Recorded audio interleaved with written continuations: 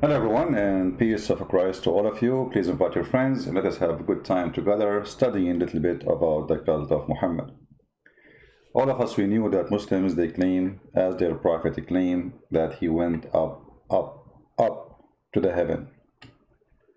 But if we like search a little bit in the internet, we will find Muslims, they have images of their prophet flying a mule. And you will see in the images that there is wings.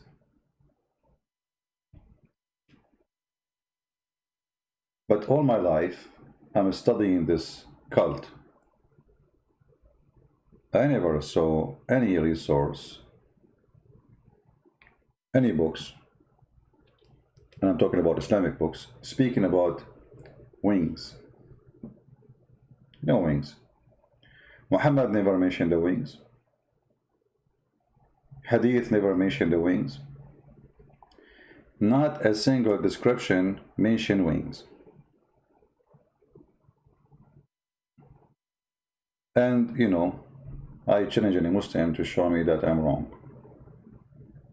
If there's any Muslim, he can show us. I will be happy to see that happening. So where the wings is coming from? You know, when you are a person who make up a story, and you did not give us details, then ideas will start trying to come to. It's like when, you know, if you see those people who build a cabinet in the bush, and you know they use trees, etc. And then after they build it, it looked like a house from outside, but if you go inside, there's a lot of holes in the narrative between the wood, between the trees. They put the whole tree to make a cabinet. They cut it off and they place them in the top of each other, and at the end of each part they make like a curve so they can hook them up together. But if you go inside the house, you will find that a lot of light coming through the wall, a lot of holes.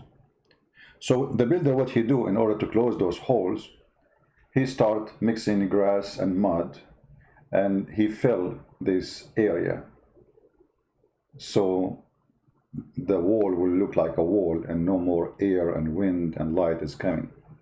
And this is what Muslims do. Muhammad, he gave them a house which is in a very terrible shape. His details is funny, silly, and doesn't make sense. So the Muslims, they try to fix that wall which is full of holes by putting their mud there. And this is one of the muds the Muslims, they come with, that al-buraq, he have wings. If we ask any Muslim in the world where the wings is coming from, do we have any Muslim here to help us? Where the wings is coming from? Nowhere. So why you come with the wings? So the answer is very simple. Hello, the prophet, he went to the seventh heaven, so the donkey must be flying with the wings. So they added the wings, even though their prophet never mentioned wings, never even mentioned that the donkey was flying.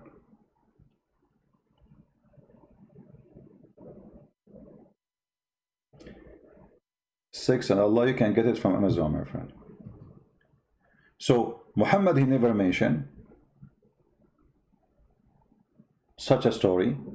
And then if we go to the stories which is mentioned in Islamic books, which is approved by Muslims, we will find the following description. There's many hadith, by the way. I mean, we can read as many as you want from them. All of those, they are speaking about the same story. And we are happy to quote for the Muslims whatever they want. But if we start from the first hadith here in the top, when you search the search engine, it says, I was brought al-buraq. Al-buraq is coming from the word thunder. Thunder, al-buraq. In Arabic, we say barq, the lighting, you know. So obviously, this buraq is given a name because he's very fast. But look what it says. Who he is an animal. He is an animal. He described him as an animal. And this animal is longer than a donkey but is smaller than a mule? Please, those who are asking silly questions in the chat, focus with me, otherwise I will block you. I'm not here sitting with you to waste my time.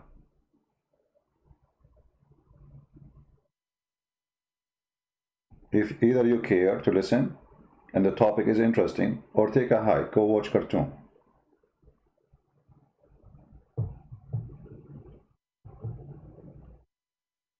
So this animal is white. And you need to remember always, when a description is given, there is a reason. Why the animal is white? I mean, why it's not black? Why it is white? Muhammad is coming from a racist culture, and he himself is very racist against a black color. If you remember Muhammad, he said clearly that Shaitan is black. The one who will destroy the Kaaba is black. In the judgment day, Allah will make all bad people like me black, and will make all good people like the Muslims white. And now he is receiving an invitation to Allah in the top of a flying donkey. There's no wings, it's just a donkey. But this donkey, it is in the size between a mule and a horse. It's not too big, it's not a mule, you know, it's not between the size of a donkey and a mule. It's not a horse. And this is white animal because simply Muhammad is going to heaven, and only white are allowed to enter heaven in Islam. He is longer than a donkey, but is smaller than a mule. And you will notice here the hadith mentioned the hoof of this donkey. And here you ask yourself, if Muhammad was going up to heaven, what does hoof have to do with that story? You know what I mean? And you notice here the place of his hoof, a distance equal to the range, like how big this hoof is, how big this donkey. I mean, you just told me he is between, he's smaller than a mule, bigger than a donkey.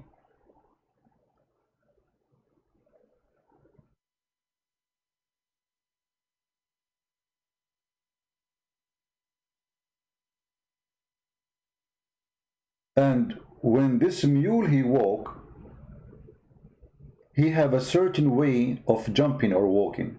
Okay, was this mule jumping to heaven or he was flying? When you speak about his hoof,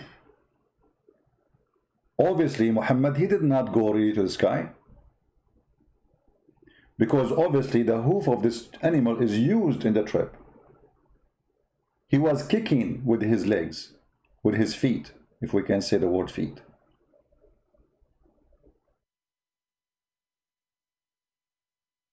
And you will notice here it says, I mounted it and came to the temple of Bayt al-Maqdis.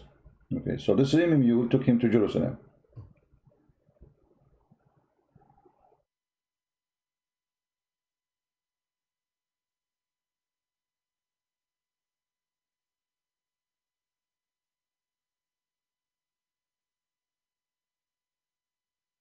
So where Muhammad was going? To the sky, or he was in the ground? If he is in the sky, then why he describing the movement of the hoof? And as long Muhammad, he was riding this donkey, or let us say this animal, who took him to Bayt al-Maqdis, how come Muhammad did not describe anything between? I mean, imagine, okay, Muhammad, so he was riding in the ground, and this donkey was like, each time he kicked like 100 kilometers. But in order to do that, you have to jump in the air, and you have to jump very high. It's like a missile. When your missile go, you cannot send the missile straight, because you will hit objects in your way. There's hills, there's mountains, you cannot go straight, you have to go up, you have to go down. So the story here is very weird and very funny and doesn't make any sense.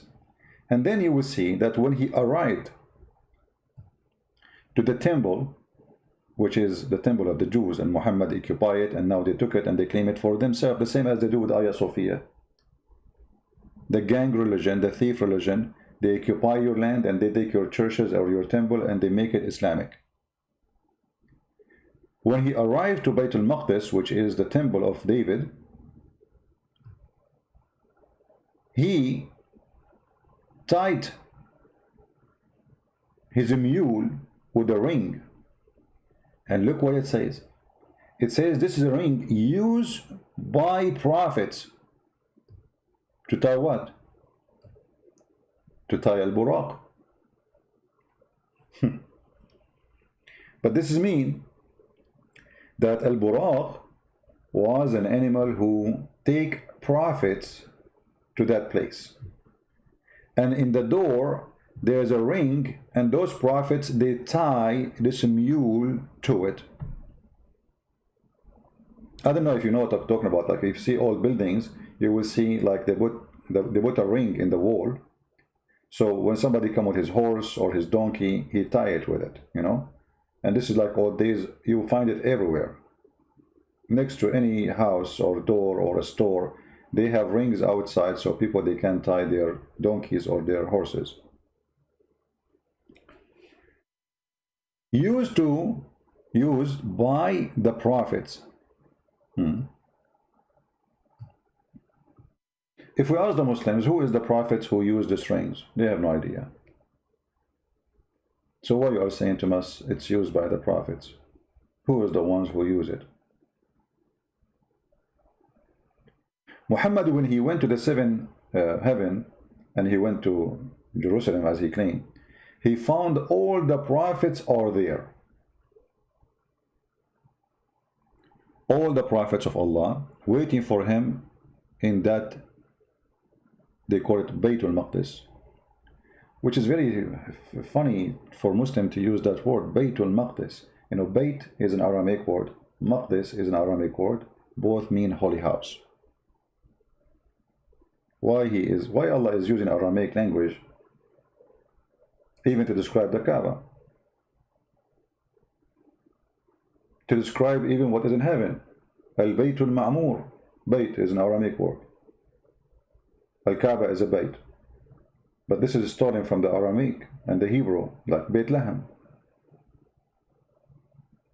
Bethlehem, you know, I mean, if you go right now and search in Israel how many cities they start with the word Bayt, you will not believe it. This has nothing to do with Arabic. Was Allah an Aramaic? Or he's a thief? When Muhammad he went to the seventh heaven, he described that when he went to the house of David, which Muslim they claim it that it is their own, he found there all the prophets waiting for him.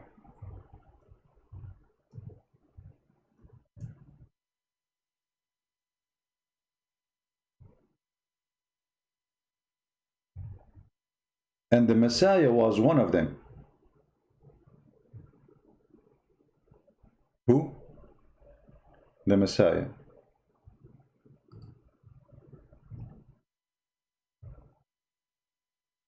How many prophets were waiting for Muhammad there? 124,000 prophets.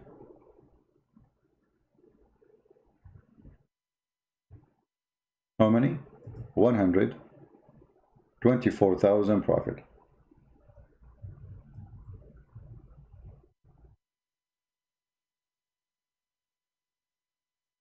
If you notice with me, it says there is only one ring and there's only one donkey. Muhammad, he mentioned that this is a donkey he used to go there.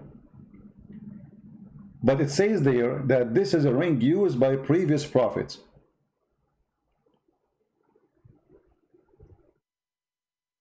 Did they use different donkey or the same al-Buraq?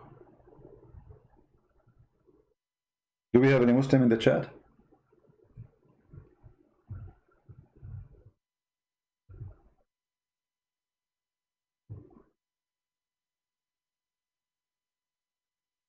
Any Muslim?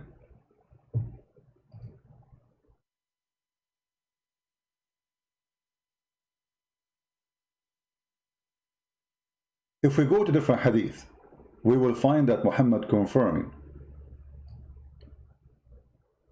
that the Prophet waiting for him there. Let us show some reference.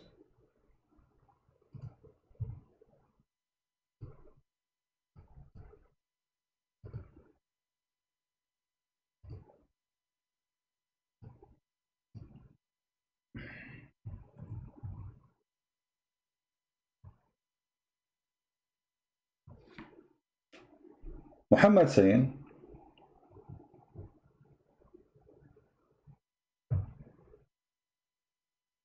when he arrived to the house, it's called Baytul Maqdis, the holy house.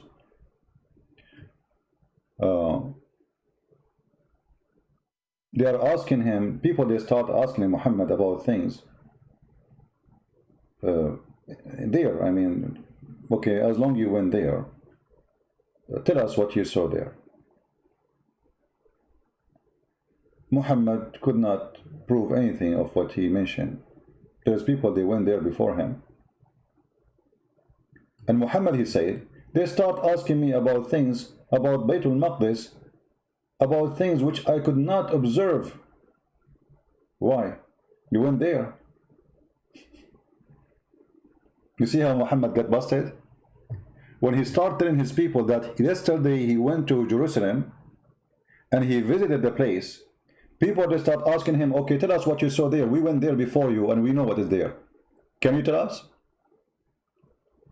Muhammad's excuse is, I was asked about things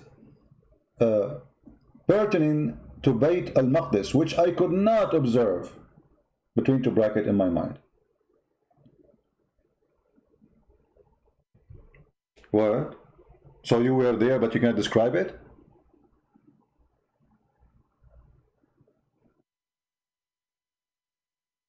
He was there, but he can't describe it. Hey, Christian Prince, did you go to Brazil? Yeah, Brazil, I've been in Brazil. Okay, tell us about the capital of Brazil. Oh, okay, I'm going to tell you right now about Paris. Christian Prince, Paris is not in Brazil. Oh, okay, hold on. I should just, it's a mistake. Sometimes you say things, they don't mean it. Okay, what's the name of the capital? I forgot. We cannot tell you, you have to ask. Anyway, I went to the capital there, and it was, there's a lot of snow, very cold. And I saw there the Eskimo, and I saw white bear.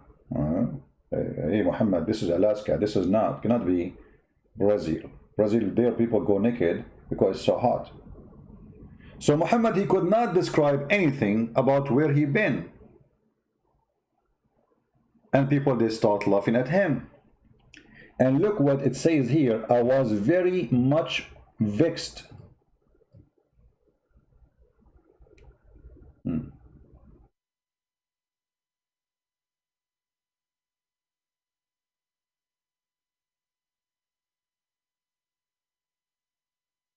He was very, very sad, very upset. He could not prove anything.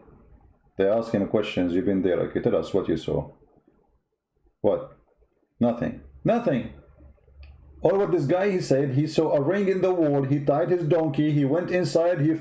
He saw Moses. He saw Isa. He saw the prophet. What you saw? What else you saw? He don't know.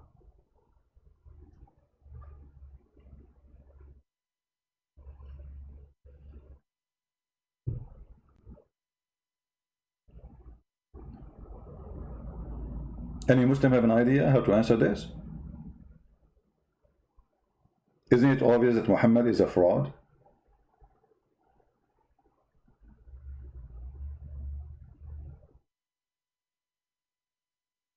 And then, brother, Allah has raised it. Oh, no, this is a different story.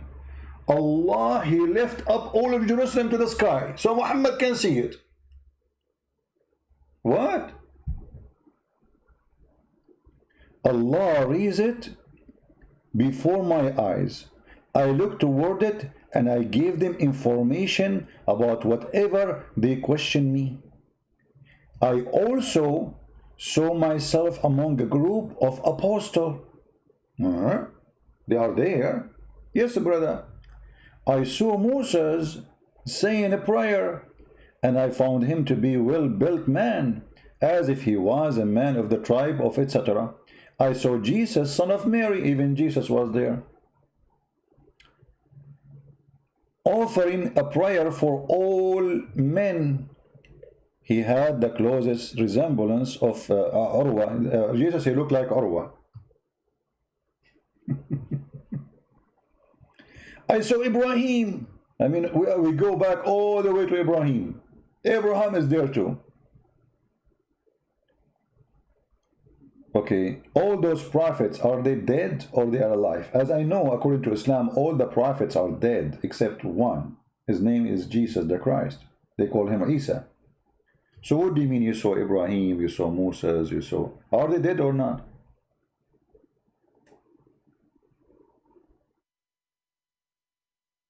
And then Muhammad, Allah, he take him to heaven, and then he see the same people again.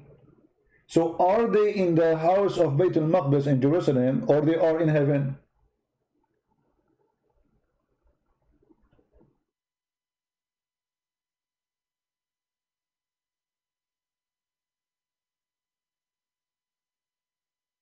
The story even get funnier and more stupid. From Ibn Abbas, he said that when he went to Jerusalem, he found all the prophet there. Let us see if we can find the hadith. This can be found in Musnad Ahmad by Imam Ahmad. Let us see.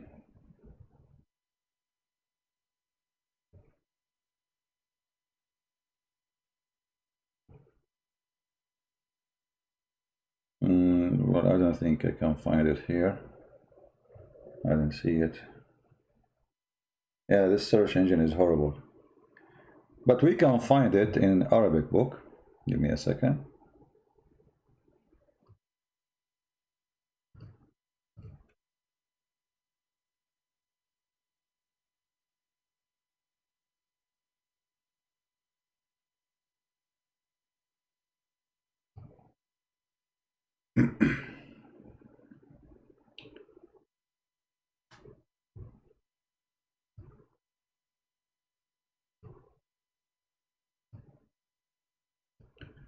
صلاة الأنبياء في الحديث النبوي عن ابن عباس أنه etc. Let us translate to English. You will see here it says he found all the messenger of Allah, all the prophets of Allah are praying there behind him. Click, translate to English.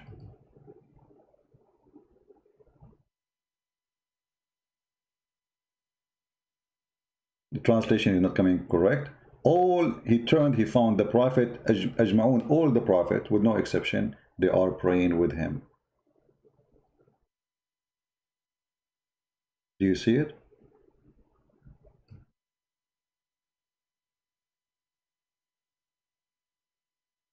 Which God gather all his prophet to pray there. Do you see it? Okay. How many prophet? 124,000 prophet. Everyone, he have a donkey. And we have one ring. And we have one house. And yet not a single person who was living at that time in Jerusalem did not notice either Muhammad or the 124,000 donkey or the 124,000 prophet, including Abraham and Moses and whatever.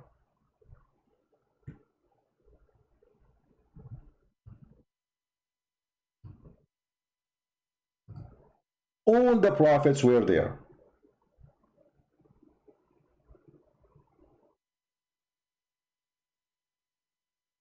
Imagine a small city, Jerusalem right now. Imagine there's 124,000 people gathering around Al-Aqsa. Nobody saw them. Nobody witnessed such a thing. Only Muhammad saw that.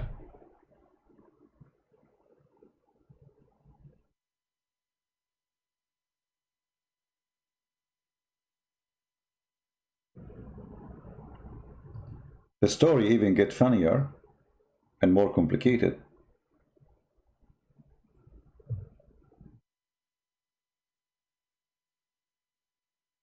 Muslims are not even sure if Muhammad he went up to heaven first and then he went to Jerusalem, or he went to Jerusalem and he went up to heaven after. Why?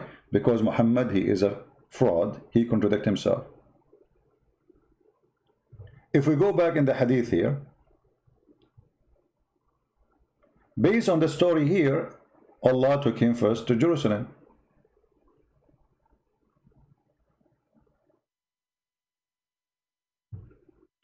Based on another story, Allah took him first to heaven.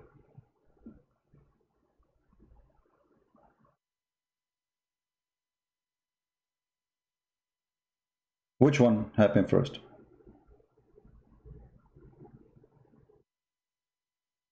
Any Muslim?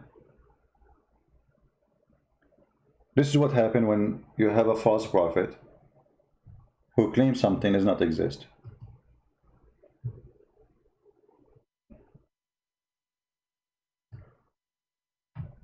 When Al-Buraq brought to Muhammad, the Buraq have a saddle on it. And Muhammad he asked Jibreel, this is all for Muhammad, which means him? Jibreel he said, by the Lord, there is no one more honorable to your Lord than him, your Lord than him. Him? Aren't you talking to him? Who's talking to who now? He said, then he started sweating badly. What is that? Muhammad he got dirty before he go to heaven? A sweat is a form of piss.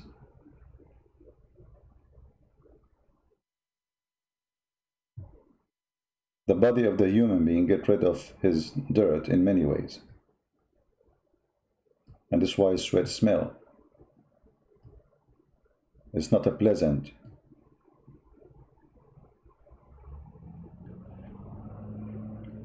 I'm trying to find if there is any Muslim in the chat want to say something.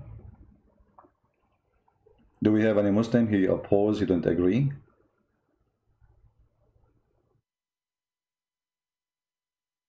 Anyone?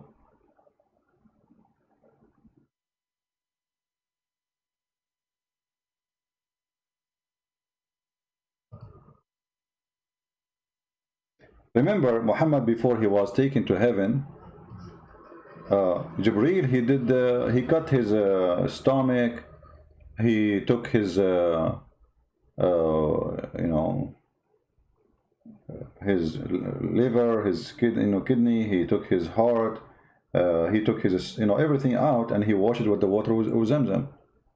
Now Muhammad is the second Muhammad is going to heaven. Now he's sweating again.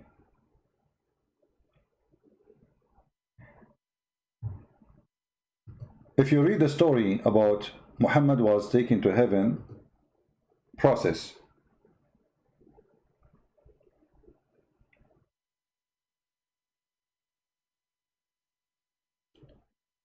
you will notice something Muhammad he said, maybe many of us did not give it attention. Let us find the hadith.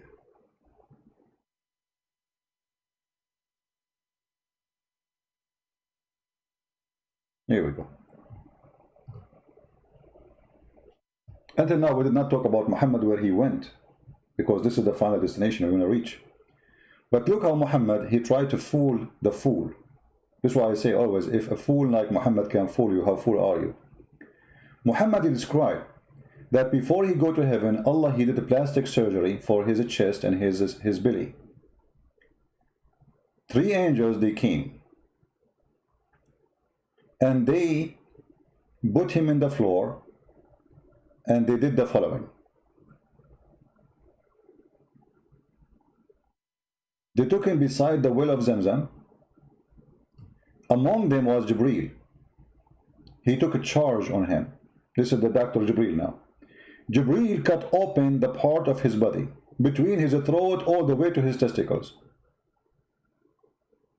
And he took all the material out, the screws, the nails, the material of his chest and his abdomen. And then he washed it with Zamzam water, with his own hands till he cleaned, or he cleansed the inside of his body. And then a gold tray, a gold bowl full of belief and wisdom was brought. Full of what? Of belief and wisdom. Here we learn that in Islam you can install wisdom. It's just a mechanics thing. You open the stomach of somebody, or what you need, 2 dishes, 1 dish of faith and 1 dish of wisdom, and then they stuff it inside you. Abodmin. No, I say it as I like it. I say it. Most of you are here because the way I speak English, my friend. Come on. If I start reading the English correctly, people will not be here. Trust me. It's abandonment. What's wrong with you? Are you better than the Prophet Muhammad? I get a dish of wisdom too. I'm an Arab. Abandonment. Let me teach you English.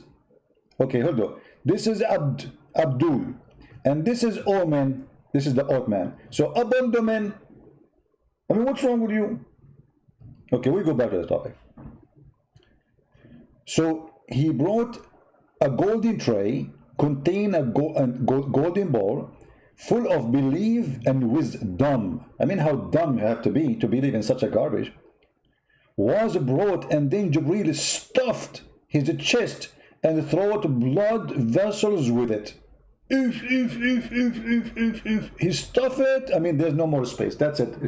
The angel, he keep pushing. They have like a pressure machine to measure. Can we put more? How many what they call it, the pressure for air? IPS. I forgot what they call it. Push more. No, there's a space. Push more. Jibreel, he put his foot and he pushed more. Put more. He stuffed it.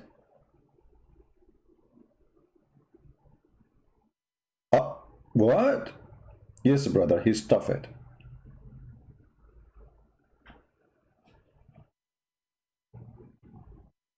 PSI? Yeah, this is PSI, I agree. Yeah, the pressure. PSI. How much PSI you think they have put inside him with this dish of wisdom and faith? So, in this garbage religion, the Muslim, they say to us, Islam is scientifically accurate, Islam logically accurate, Islam is makes sense. Yeah, it makes sense that there's a prophet, he got his faith in dishes. It makes a lot of sense that wisdom is installed inside his belly.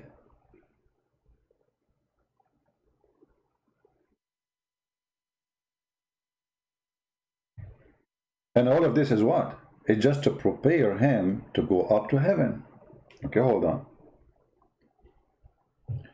The surgery before Muhammad was taken to heaven. How long it took all this process? Remember Muhammad, nobody saw him. Even his wife, she said, he was next to me. He did not move. He was next to me all day long. All night. He's in bed. Muslims, to solve this problem, they say, Allah, he took him by his spirit, but not his body. So if Allah will take him by his spirit, so why he is doing this plastic surgery for his chest? Just to solve this stupidity and how Muhammad get busted. If Allah take him by spirit, he did not take him by body. The body of Muhammad was next to Aisha. Aisha, she witnessed that Muhammad did not go anywhere. Muhammad get busted. And now we have to fabricate, says Muhammad was sent to heaven or taken to heaven by his soul, not by his body. But as you see, this is physical surgery.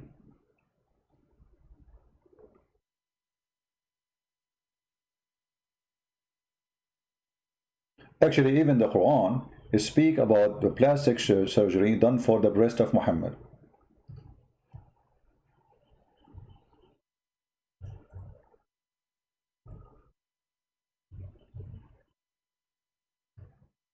Chapter 94, verse number 1.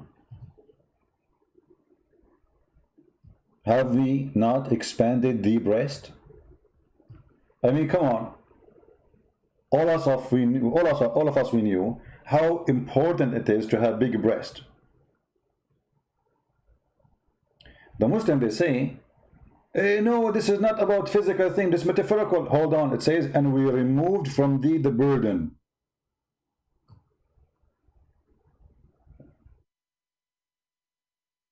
But isn't it, this is what exactly happened?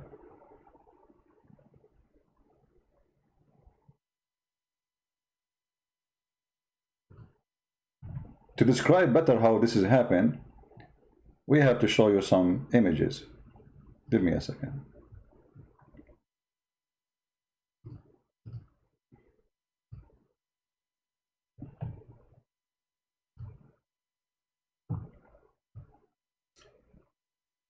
Again, for those who do not know, we publish my book in Polish language for free, and I posted the link in Patreon, and we posted in the Arabian Prophet account.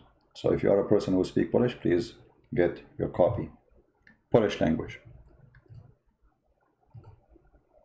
This is a cartoon, present what happened to Muhammad.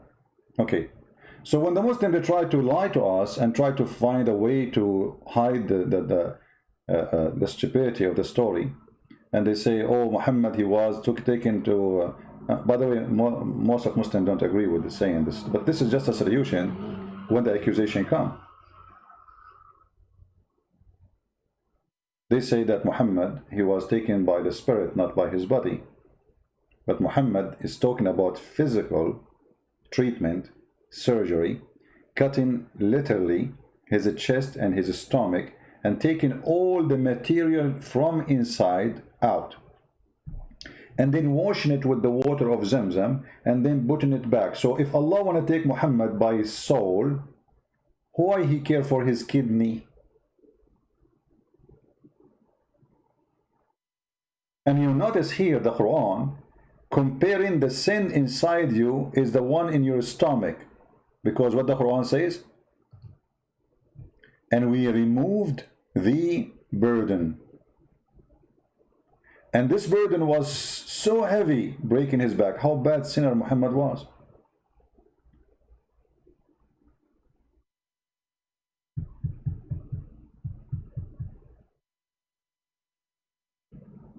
See it? Going back to the story here,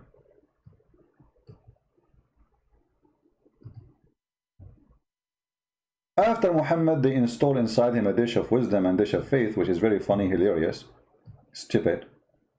Let us make a vote here. Who is a Muslim here believe really that faith and belief can come in dishes? Who agree with Muhammad?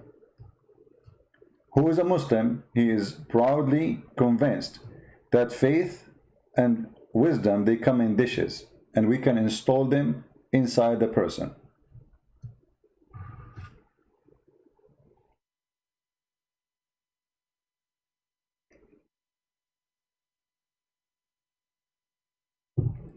Sun Tzu, I run away from him. Who is this Sun Tzu? I always go to the zoo. Sun Tzu? His name is Sun Tzu? Okay, Tzu. I always run from everybody. I mean, come on. Actually, if you see me in the street, I will be running like Muhammad. Like, dude, leave me alone. Always run from people. What are you kidding me? It's proven by Zakir Naik. This guy who's saying that, he must be having a dish of wisdom now scenario. So, who is a Muslim agree that Allah, when he want to make a prophet wise, he sent angels and they put a dish of wisdom inside him? I challenge a single Muslim to call me right now and say I agree with that. Let me go in Skype. Give me a second. Even though I wasn't really thinking about going in Skype now, but maybe. Just to make you hear the response of the Muhammadan. And this guy who says Tzu, what his name, Tzu, call me Tzu.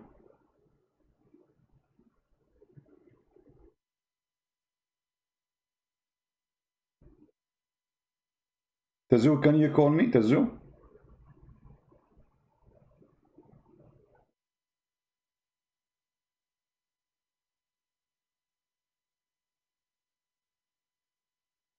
Where is Tazoo?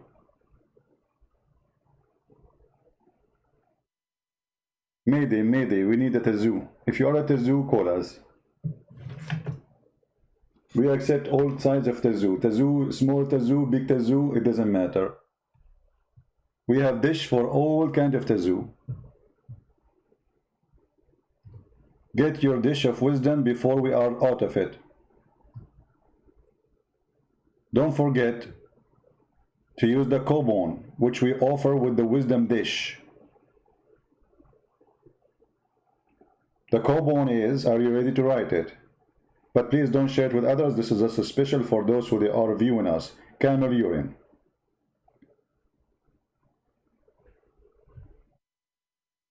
We continue, because I'm sure no Muslim really dare to be proud about such a story, about a dish of wisdom and a dish of faith. And what is making it more horrible, the Muslim, they say that Allah, if He wants something to happen, He say be is going to be.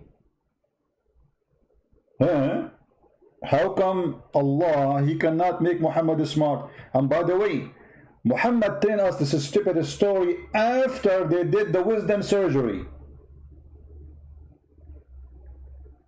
Are you getting my point? I mean, how fool was Muhammad before the surgery? Muhammad before the surgery supposedly was not wise. Allah, He have to do adjustment. Don't bring me this donkey here. Hey Jibreel, go, come on, open his chest, take the liver, take the stomach, take all the things we do not need there, and please, please, just do something. You know, I cannot bring him. This guy is an idiot. We have to fix him. I mean, isn't he qualified to go to heaven? We have to do some repair. So, Allah, what kind of repair you want me to do? What do you mean kind of repair? You have to do everything. You have a dish. You need dish of wisdom. Big one. And you need a dish of faith. Prophet, he don't have faith. He don't have faith. He's an idiot. He don't even know what faith is about. Actually, the Quran says that too.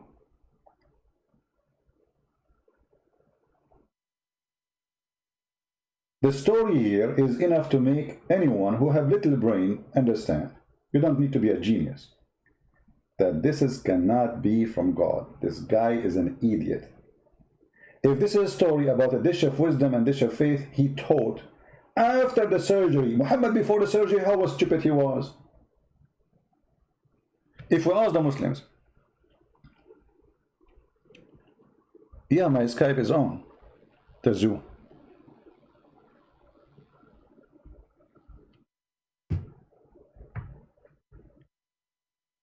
If Muhammad after the surgery is telling us such a stupid story, Muhammad before the surgery, how stupid he was. However, let it go. I mean, it happened. And Allah, brother, if you want something to happen, He say be is going to be. But Allah could not fix Muhammad. He have to send angels, do mechanic work, take all the screws, polish his stomach, wash it with the what? You know, you have to wash it with Zamzam water, which full of arsenic. Go and watch the BBC investigation. Arsenic.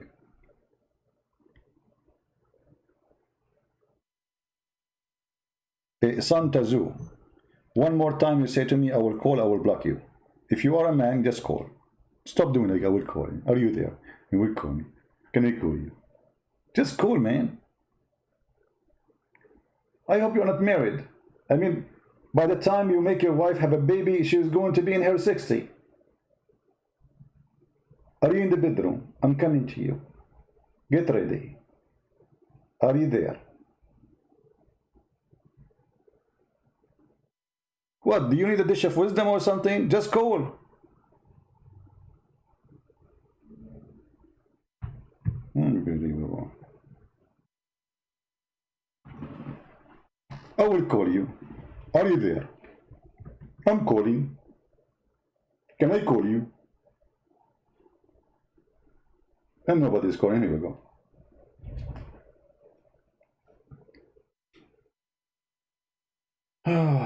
Let's see.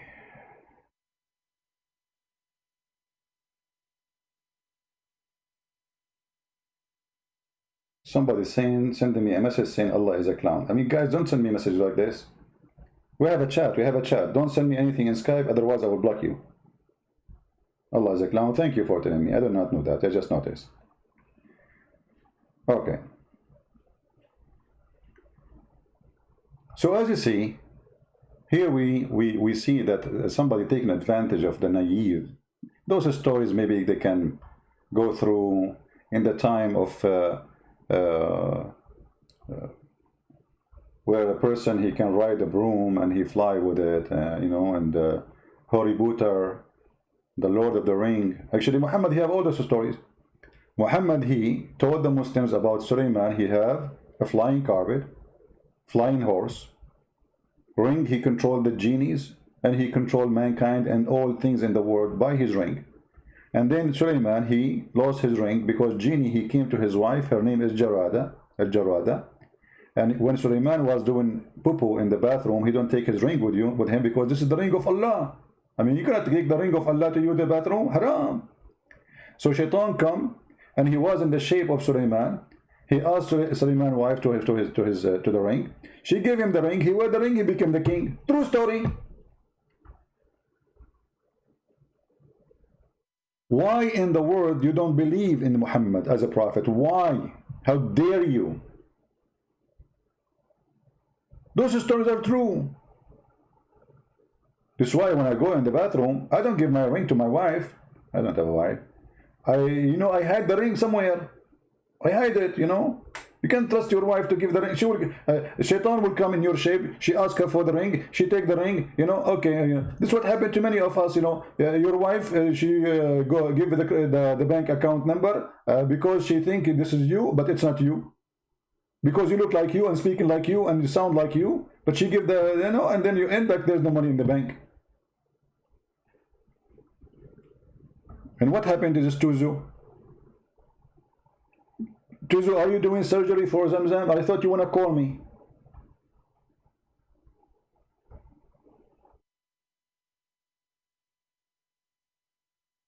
What happened to this Tuzu Muzu? Wuzu?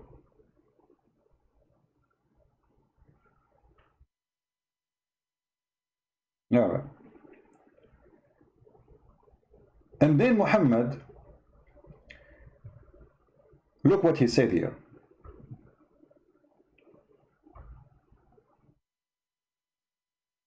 Jibreel, after he stuffed his chest on his throat, what? He stuffed his throat, blood vessels, and you tell me that Islam is not scientific? With it, and then close it. For sure you close it. Imagine Muhammad is walking like a zombie and his throat is open, like hello. Like in some countries, you know, the doctor, they forget the Caesar inside your stomach. Hello. Jibreel will not do that mistake. So he closed it. After he stuffed it, so now we have a stuffed throat with wisdom and faith. And here you notice that there's no more space. I mean, the faith and the wisdom is all the way to his throat. If Muhammad, you open his mouth, you don't see teeth. You see wisdom, you see faith.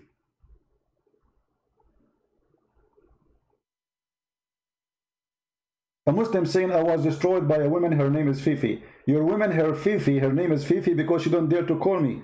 Why she don't call me and destroy me with her high heels? The only thing she can do, she call me Habibi and she blink with her eyes. People a flute. Okay. I saw a text.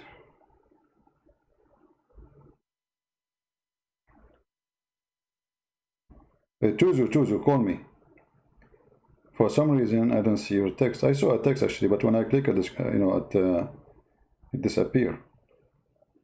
Call me, Tuzu.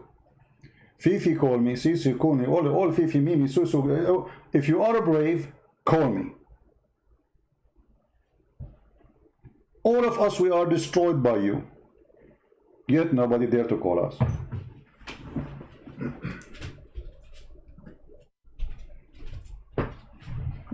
Do you remember Mimi Hijab, who played my video saying to a Muslim woman, suckle me? He cut the video. His sister, Mimi Hijab, his sister, she was saying Jesus was having sexual relationship with his mother. And he played exactly the same audio. But he cut off the part, the filthy woman, she is saying that. I was quoting Muhammad saying, suckle me. Do you dare to say to the Muslims that this is the quotation of the Prophet? And you filthy, you say Christian Prince is a sexual predator for quoting your Prophet? How evil you are. You are saying that your Prophet, the one who I was quoting him, is a sexual predator? Your boy is finished. Potatoes, cowards, and we destroy you. Let us continue. After Allah, Prophet, the surgery is done for him.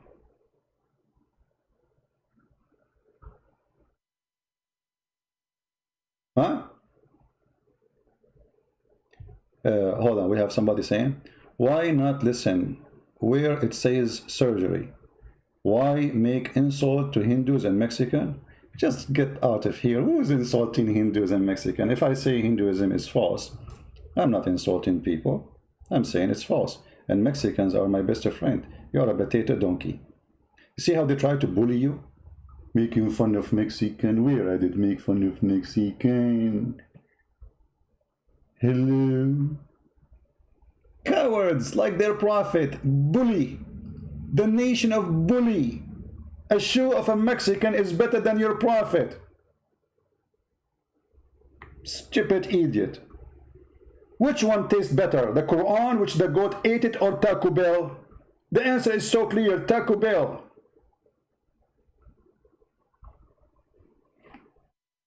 Potato. Now listen carefully. After the prophet, his chest closed, now he is ready. See, right away they close the chest. Muhammad, he woke up from the surgery in a second. Stitches. Muhammad is ready to go. Muhammad, he opened his eyes. Are you guys done? Actually, his eyes was open, by the way. He was doing the surgery. He can see because he's describing what they are doing to him. Muhammad, when the surgery was done to him, his eyes was open and he was watching. Otherwise, how he can describe what they did? You see, the one who described what happened, it was Muhammad.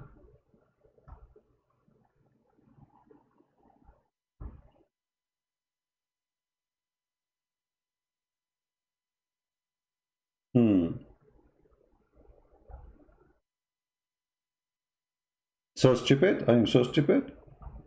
Why you don't call me Muhammad Kader and tell me that I'm stupid? Tell me why I'm stupid. What do you think?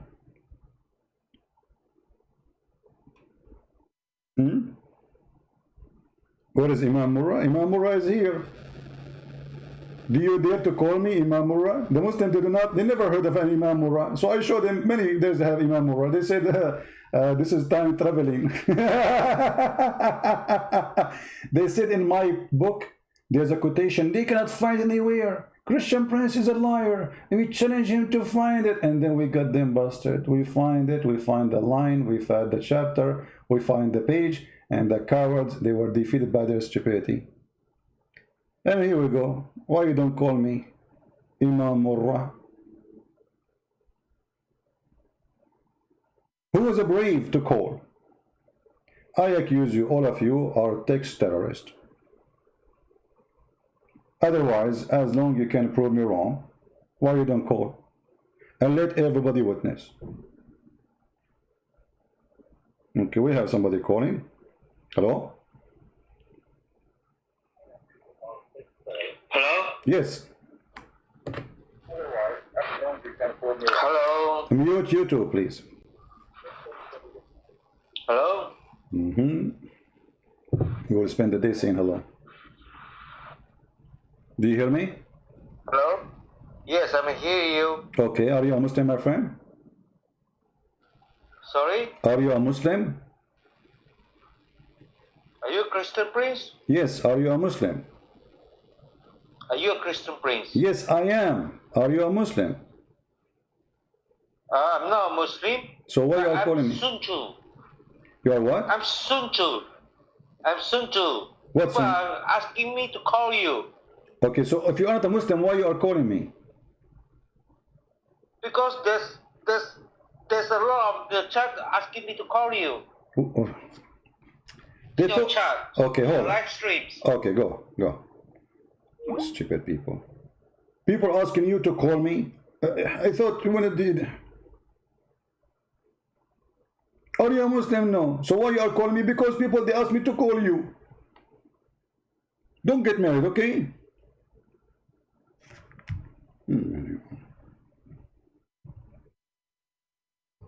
We thought we got a fish. It turned to be a chicken. Now, what I would do with him? Sun Tzu, Tu Tzu, he's the Muslim. Anyway, and then he scanned it with him to heaven. Here we have the problem. You see the name of the video, the title, the heaven of Muhammad, where it is located. I mean, how in the world we can be confused? It says, and then he scanned it with him to heaven. In Arabic, it says as-sama. You remember when Muslims, they start debating me, saying that sama does not mean heaven? You remember? In Arabic here it says, he took him to the lowest heaven. To where?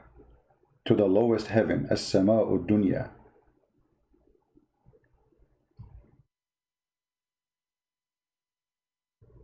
If you read with me carefully, he took him up to the heaven, and this is the lowest heaven. You see, translation here, by the way, is a stupid translation. It says the heaven of the world. No, this is not what it says. As-sama'u dunya. This is a phrase coming from the Quran. Muhammad, he claimed that in that location, as-sama'u dunya, is where the stars are located.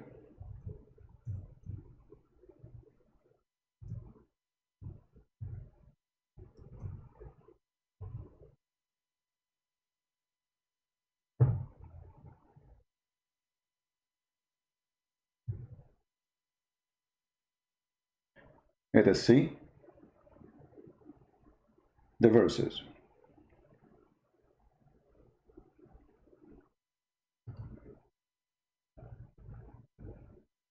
إنا زينا السماء الدنيا بزينة الكواكب. What does that mean? Allah decorated the lowest heaven with the planets. Where are they? Those planets and the stars, supposedly they are in the lowest heaven. So this is where Muhammad, he went in the beginning.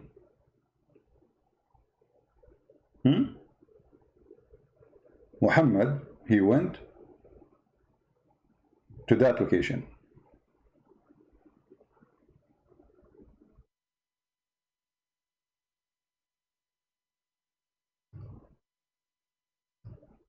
So Muhammad, right away, he arrived to the location where the stars are there. And you notice here, Muhammad described nothing between. Guys, do you notice with me? To go, let us say I want to go to the sun, and the sun is one of the most closest stars to us. The sun is the closest star to us. How many years I need to go to the sun? In the speed of light. The Muslim, they say, do you remember when the Muslim, they call me and they say that the angels, they move in the speed of light? Do you remember when the Indonesian boy, he called me and his relativity of time? Isn't it Allah, he said in the Quran, in the Hadith, Muhammad, he said that the angels are created from light? So this is their max speed, light. How many years you need to go to the sky where the stars are with the speed of light? And in order to reach the speed of light, you have to be with no physique, with no particles.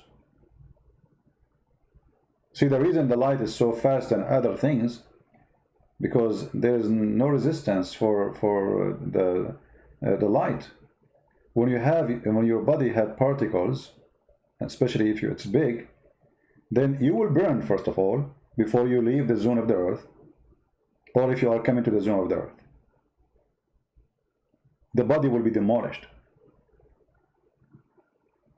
So how Muhammad, he went all the way to the lowest heaven where the stars are located, and right away he's there in the top of a flying donkey, which is not having wings, and an angel is with him. So the angel cannot exceed the speed of angels. Look what the Quran says about the speed of angels.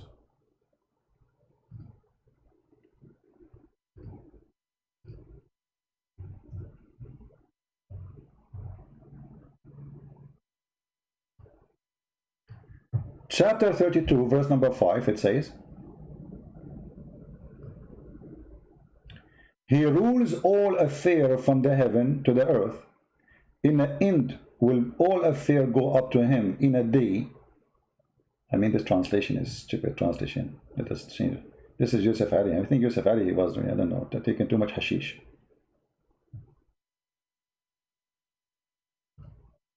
Let us see. This is Dudi. Let us take Hilali Khan.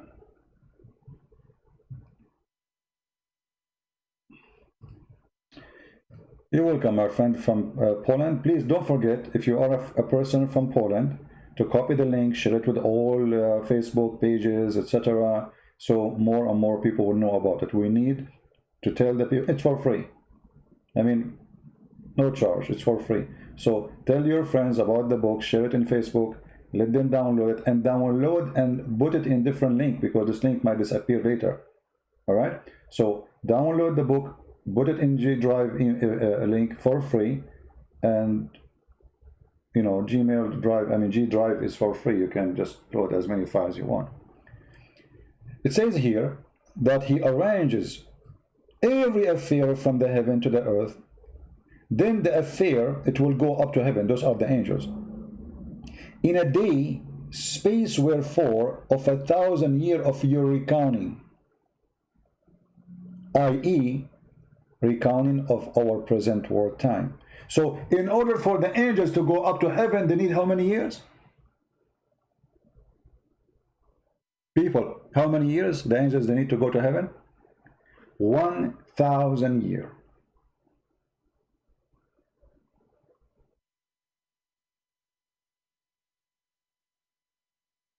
Who said that? The Quran.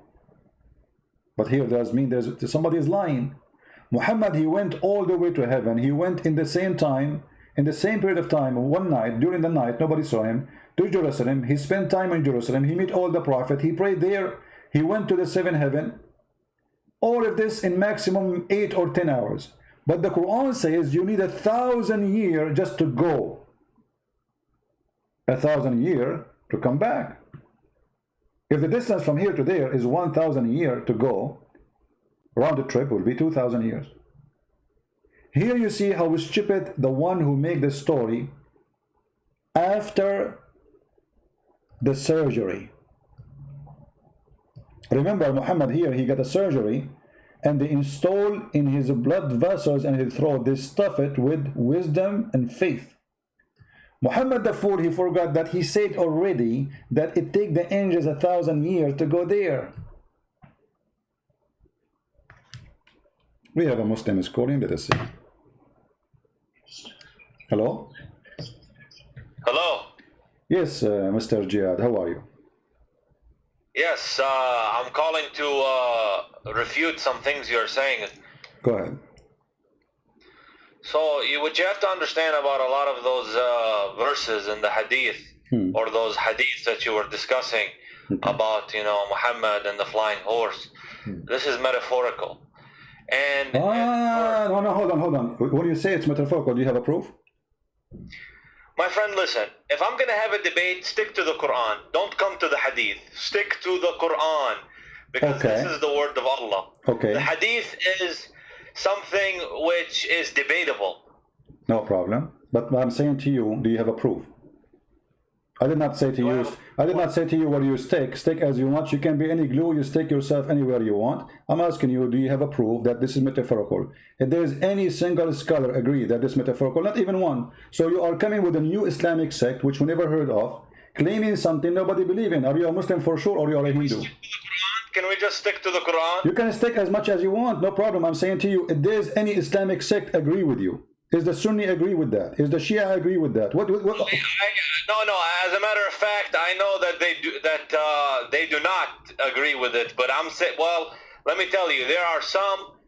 So if you watch in Arabic language, some shuyukh on Memory TV, they are going through Sunni ones. They are going through and saying these hadith are false. As a matter of fact, you could say that some of these hadith are insulting the Prophet sallallahu alaihi wasallam.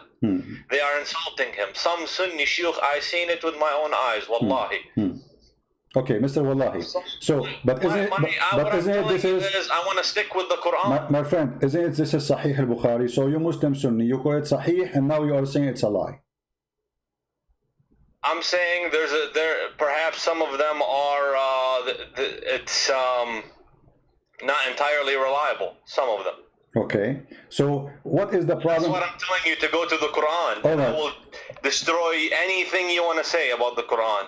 Oh, so you want me to change the topic because here the story is in the Hadith, and you are saying let us go to. You're talking about the flying horse. Okay, no problem. Listen, no. As long as you choose the Quran for me, I want to ask you something about the Quran. If there is something in the Quran, you see, I'm going to give you freedom now to prove to me from your Quran. I'm going to forget about the whole story. You are a person who is Quran only. Are you a Quran only? For the most part. No, you cannot say for the most part. Either Quran only or not Quran only. You cannot. Hadith, if it's acceptable, يعني if it's narrated by Al-Rashidun, fine. But some other people, Sahabi, which we cannot say if they are reliable or not. I have to take it with a grain of salt. But I'm showing you Hadith says it's Sahih. This is Sahih. This is Sahih Bukhari. So it is. This whole Hadith situation it's being reevaluated. By who? I've seen it. There's shuyukh who are saying. My friend, the shuyukh you are saying. I heard a sheikh yesterday, a few days ago in Egypt. His name Sheikh Izmizu, and he's from Al-Azhar University. I don't know if you heard of him. He says Kitab al-Bukhari maskhara. Correct? Did you hear it? Al-Bukhari maskhara? Yeah, he said that. You can search it right now on Google. I can put it for you on the screen. Okay. Yeah, okay. يمكن في البخاري مسخرة. But he said no. He said all al-Bukhari is maskhara. I'm saying that there's a lot. You know what maskhara mean, right? I'm trying to tell you that there are a lot of things in Sahih al-Bukhari which could be inaccurate in my view. Ah, okay. How we knew that the Quran is not the same? I mean, the Quran is a book collected long after that. And here we go. I'm going to give you a chance, my friend. I will change the whole topic. Choose for me something in the Quran proven to be true. Why don't we? Well, I wanted to start with, there's a lot of mathematical, if you look at Shabir Ali, what he said, there's a lot of mathematical patterns in the Quran. All of them, they are lies. And all of them, they are, my friend, all of them are lies. And you speak Arabic, right? I speak, Amiya of 80%. No problem, but you can read. Here we go. I can calculate the numbers for you of the letters, and you speak Arabic, and you will see how I can get them busted in a few seconds. I have a good basis in Arabic, and I can see it. Yes, I have a strong basis in Arabic, but English, I'm stronger in it. No problem, but you can count letters, right?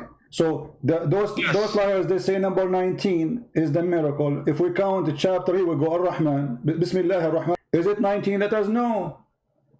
Because if you speak Arabic, you see that the first word is bism. I cannot see anything. Are you sharing your screen? I'm sharing the screen, yeah. Where? In the Skype or the YouTube? In the YouTube. Just to be sure you mute YouTube, please, so that we don't have double sound. Okay, I'll mute the YouTube. So are you putting it now? Yeah, it's in the screen. It's in the screen. Okay. So Bismillahir-Rahmanir-Rahim. Yeah, what is okay, what is the first word here is bism, right? Yes. This is a change of letters happened after they wrote and they draw the Quran. This is a drawing. The true word writing is bi-ism. Do you agree? Bi-ism, yes. Correct. In the name of Allah. Thank you very much. So guys, so the first one is BSM. Here we go. So we have to add a letter now. Here we go, BSM. So 19 became a 20. Look at Ar-Rahman. Allah have shadda. That means there's two L, two letters. That's make them two letters. We add one more letter here. This is 21. And now we have in the top of the letter Ra, another shadda. That's another Ra. This is another letter. And now we have in the top of the Ra here, another shadda. That's another Ra. So number 19 became what? Became 20, 21, 22, 23 letters, and your miracle is being destroyed, smashed in a 2 seconds. No, those are not letters. They are letters. Ar-Rahman, my friend. They are letters. No. Listen. You can go to the guy. His name, what's his name, guys? The guy who make a pattern in the Quran. What his name? For this, you know, my friend. I don't want you to confuse the people out there. Okay? My friend, you speak Arabic, and you are the one who agree with me. Everybody heard you saying that the word bism is bi'ism. Did you say bi'ism and you agree? You said you agree. You said yes, bi'ism, not bism. So bi'ism. So there's a letter alif. So Bismillah. No, there's nothing called bism. Okay, are you saying if you write the word bism is wrong or bism is correct? Which one? Those are nuqat, and they're not letters. No, they are letters. They are alif, bism. Who said their letters, my friend? Who said their letters? Okay, this is the first time I heard that. Okay, this is like, you know. Okay, I want you to look with me in the screen. If I write the word like this. I'm using my mouse, okay? If I write it like this, is it wrong? I didn't see. It's in the screen. Oh, okay, yeah, in the red letters. Okay, is it wrong? Which one is correct? The one as in the Quran, it says, or the one I wrote? But like when you write Arabic, you don't have to use those. You can just no. I'm not, my friend. Can we be straight in answer, please? Which one is correct? This one in the Quran or the one I wrote? You put ba alif. So that's not correct. Not correct, guys. Be my witness. It's not correct. Be my witness is not correct. Okay. The one you put ba alif. No problem. Not correct. Okay, not correct. I agree. You know. Okay, guys. He's not correct. He insists. So if I show it to you now in the Quran, written the same, if I show it to you in the Quran right now, written as I wrote it for you, what you would do? Again, say again? Say again, you see now he's getting nervous. If I show it to you in the Quran, the same as I wrote it for you, what you would do? You're going to show me the way you wrote it in the Quran, as the way you have this in the Quran? Yeah. And you said it's wrong. Everybody heard you. I challenge you to show me. Okay, if I show you, what you would do? You leave Islam? My friend, you're not my friend. Okay, go ahead and show me, but you go to the points which are of no significance. Okay. What do you mean no significance? You know, these are of no significance. No, they are. Because simply, here we go. Hold on, it's in front of you. You see it? This is exactly how I wrote it. And appear in the Quran at least 4 times. Exactly as I wrote it. But it's a different word, maybe. What different word? سبح باسم ربك العظيم. You speak Arabic. Do it, my friend. Let me go on the computer and see this. Remember, guys, Let me see. Remember, he said, this is wrong. This cannot be written like this. This is wrong.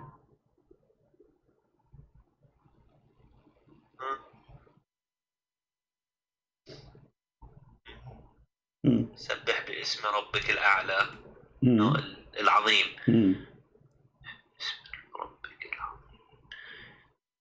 This is in the Quran?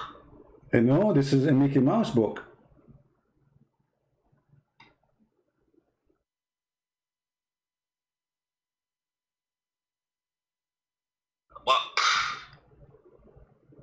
Well, I don't know. What do you mean? I don't have an answer for that. So the miracle, the fabrication, got busted. So consult. Okay, you can consult. Discuss it with him. And I can come back to you. Okay, no problem. Okay, forget about this one. The first one turned to be false. Give me something else. The first one about the numbers 19, etc. became garbage. So give me something can be proven to be true. Forget about this one. We forgive thee. Something else which is proven to be true? Yeah, to be true in the Quran. Something the Quran says. He had many prophecies which came true. Like what? Okay. The Quran, it prophesies the Big Bang Theory. Really? Where? Wallahi, I will have to look it up. I need to, I will mute you for a minute and I will find my source and come back. Okay. I will be waiting for you. If you don't know how to find it, I can help it for you, you know. I mean, it's okay. I mean, it's we help each other. There's a verse which it's a Big Bang, okay? And I know it from a scholar, and I will find it. I can find it for you in a second. Here we go. Chapter 21, verse number 30.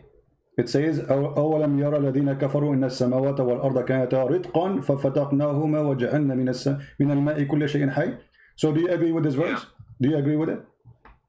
Yeah. Are you sure? So this is something, and I am, you know, when it comes to Islam, I come from a logical perspective. Oh, that's wonderful. Logical. Logic. Okay. From understanding. I like that, my friend. Jihad. Listen. It says here, don't the believers see? Does it say see? Alam yara? Awalam yara? Correct? Or I'm giving false translation. Awalam yara. What the word yara mean? What is it? Awalam yara. What the word yara mean?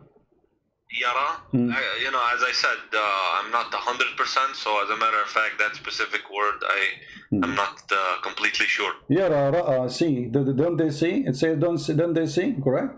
Yara? Don't they see? Even read the translation. It says, don't they see? Okay. So, don't they see that the heaven and the earth, they used to be joined together? Is that the Big Bang? Here it says this. Yes. Okay, hold on. Yes. I like it how excited you are. It says here, didn't they see in the time of Muhammad? This is something they see. Do we see until now the Big Bang? We never saw it yet. This is theory. Nobody saw the Big Bang. It says, أَوَلَمْ يَرَى الَّذِينَ كَفَرُوا. Don't they see? Is that something you see? Allah spread them apart. No problem, but he's saying, okay, no problem. Guys, Allah spread them apart. Spread apart what? He spread apart the heavens and the earth, and this is the Big Bang, and okay, it becomes, so you are saying that the Quran says there was earth and there was heaven and we separated them, correct? Yes. Okay, correct. But the Big Bang doesn't say that, because you just admitted that there is heaven, there is earth, we just separated them. The Big Bang doesn't say that. It says there was nothing. There's no earth. have to say that.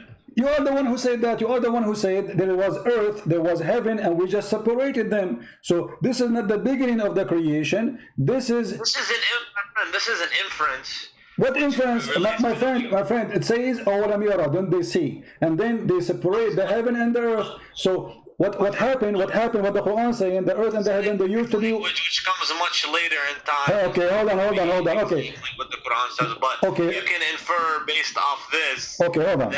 That's what it's referring to. Jihad. You see, the problem with you, Mr. Christian, is you take everything so literally. Like 100 times literally.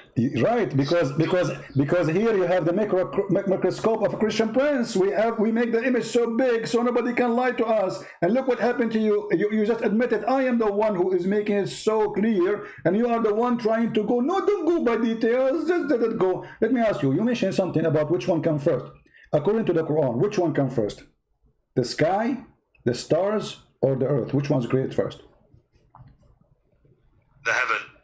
The heaven, guys, did he say the heaven? Did he say the heaven created first? Are you sure? Hey, my friend, listen. No, don't calling you. A second ago you were a scholar. A second ago you were a scholar in the Big Bang. Now you do not know which one is created first, and you don't dare to say I'm sure. I asked you, which one is created first? You said the heaven, and now you are trying to swallow it because you're afraid I'm going to show you something will torture what you said. So can you be, please, I'm speaking to you nicely in respect, Mr. Jihad. Can you be honest and tell us, according to Islam, which one, which, I will make it simple for you. Listen carefully. I have a Bible verse I want to share with the viewers. No problem. You can search as you know, but don't change the topic, please. This is a weakness spot on you. You are changing the topic because it's embarrassing. So now let us switch to talk about cars. So I want to ask you, which one Allah created first? I will choose two objects, one from the earth and one from the heaven. The stars or the trees and dust? The stars. The stars. I believe it's the stars because the earth is next. Okay. All right. So guys, he believed, our friend here, he believed the stars was created first. That's wonderful. I didn't confirm it. You did not confirm it. So what you confirm to us now? So you are saying, can you confirm, please? I mean, what's wrong with Muslims? Why they can't confirm anything? A second ago it was obvious. Now because you're afraid. My friend, why you have to be insulting? I am not insulting. Either I'm speaking to an adult. Have an intellectual discussion. I'm speaking to an adult, so give me an answer of an adult. I asked you, is the stars created first? You said first. And then now, a second after. I said the stars are first, yes. Okay, so are you going to change your mind, or this is fixed answer? A man answer.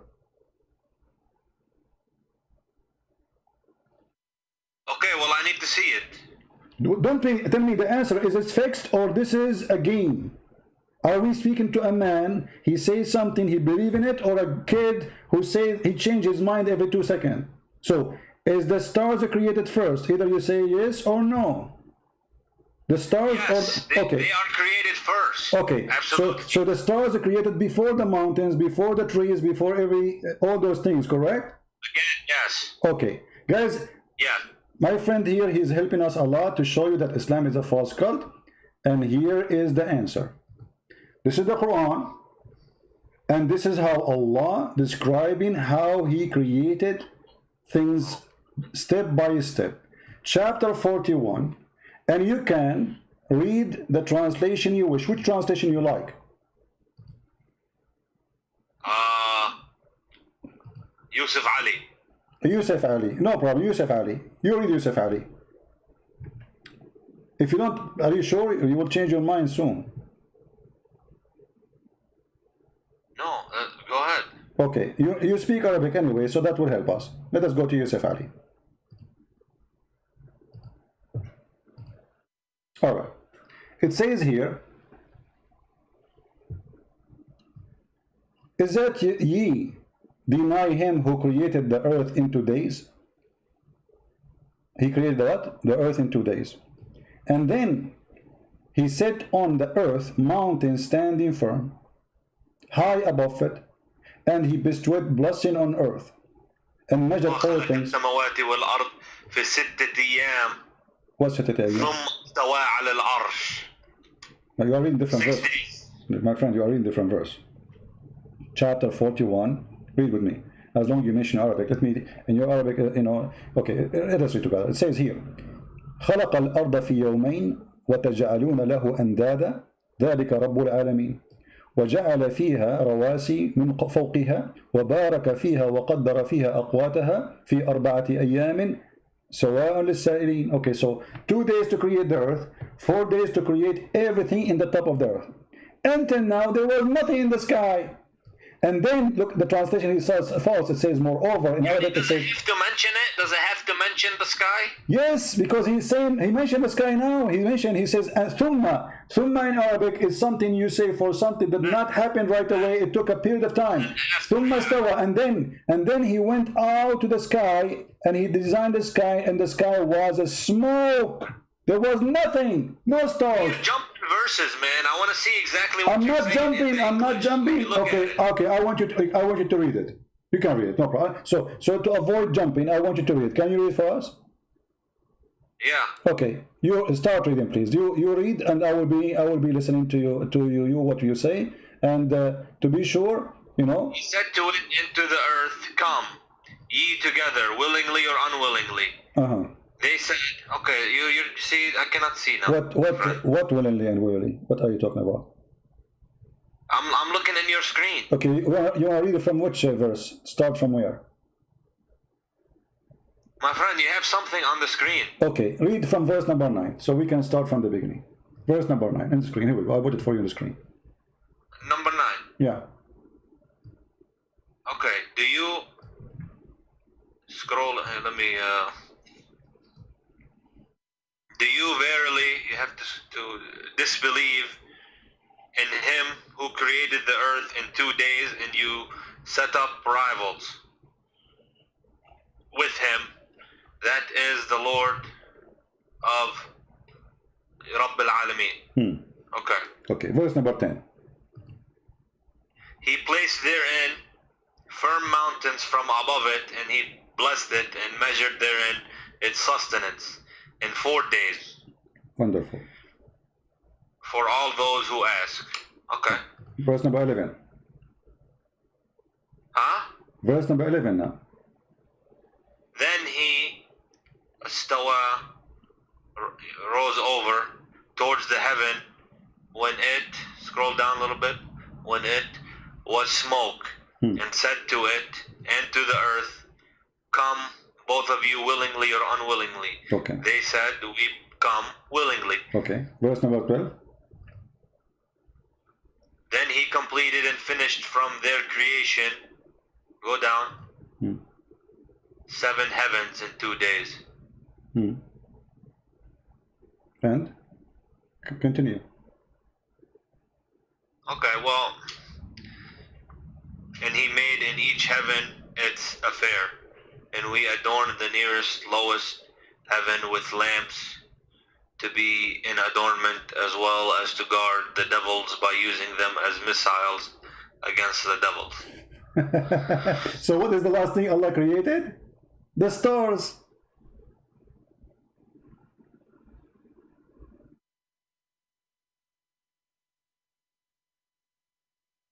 Okay, what's your point?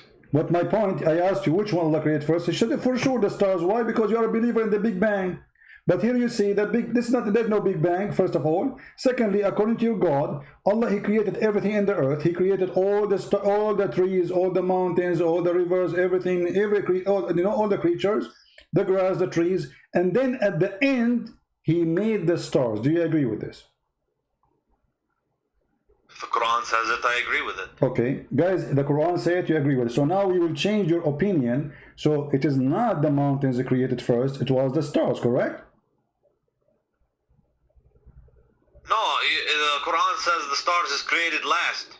Okay, and so I'm saying it's not the mountains that created first. It was this. Sorry, it's not this. This is my mistake. Sorry, it's not the mountains. The mountains are created first in this chapter, not the stars. Correct? The stars was last. The Quran says it. Okay, thank you. But in different verse in the Quran, it says the opposite. In different verse in the Quran, it says that Allah created the stars first, and then He created the mountains. Okay, well, What? I have to research. What do you mean you have to research? What research for what? This is Quran. You speak Arabic. You are helping me very nicely, and I appreciate having you here because you speak Arabic, which is wonderful. And I was ignorant after you call me. Now I am very well informed, and I know better. So can we read together and see what the Quran is saying? Read carefully. This is the Quran, chapter 79. This is the Quran. I mean, I don't have an answer, really, to be honest. No problem. But this is the Quran, chapter 79, saying, you can read. Go ahead, read for us. Verse number 27. Go up. You passed it. No, I'm there. 27. You passed it. Are you the harder to create? Are you the harder to create, or the heaven? He made it. He raised high its height, then put it into a right good state. And He made dark its night and brought out its light.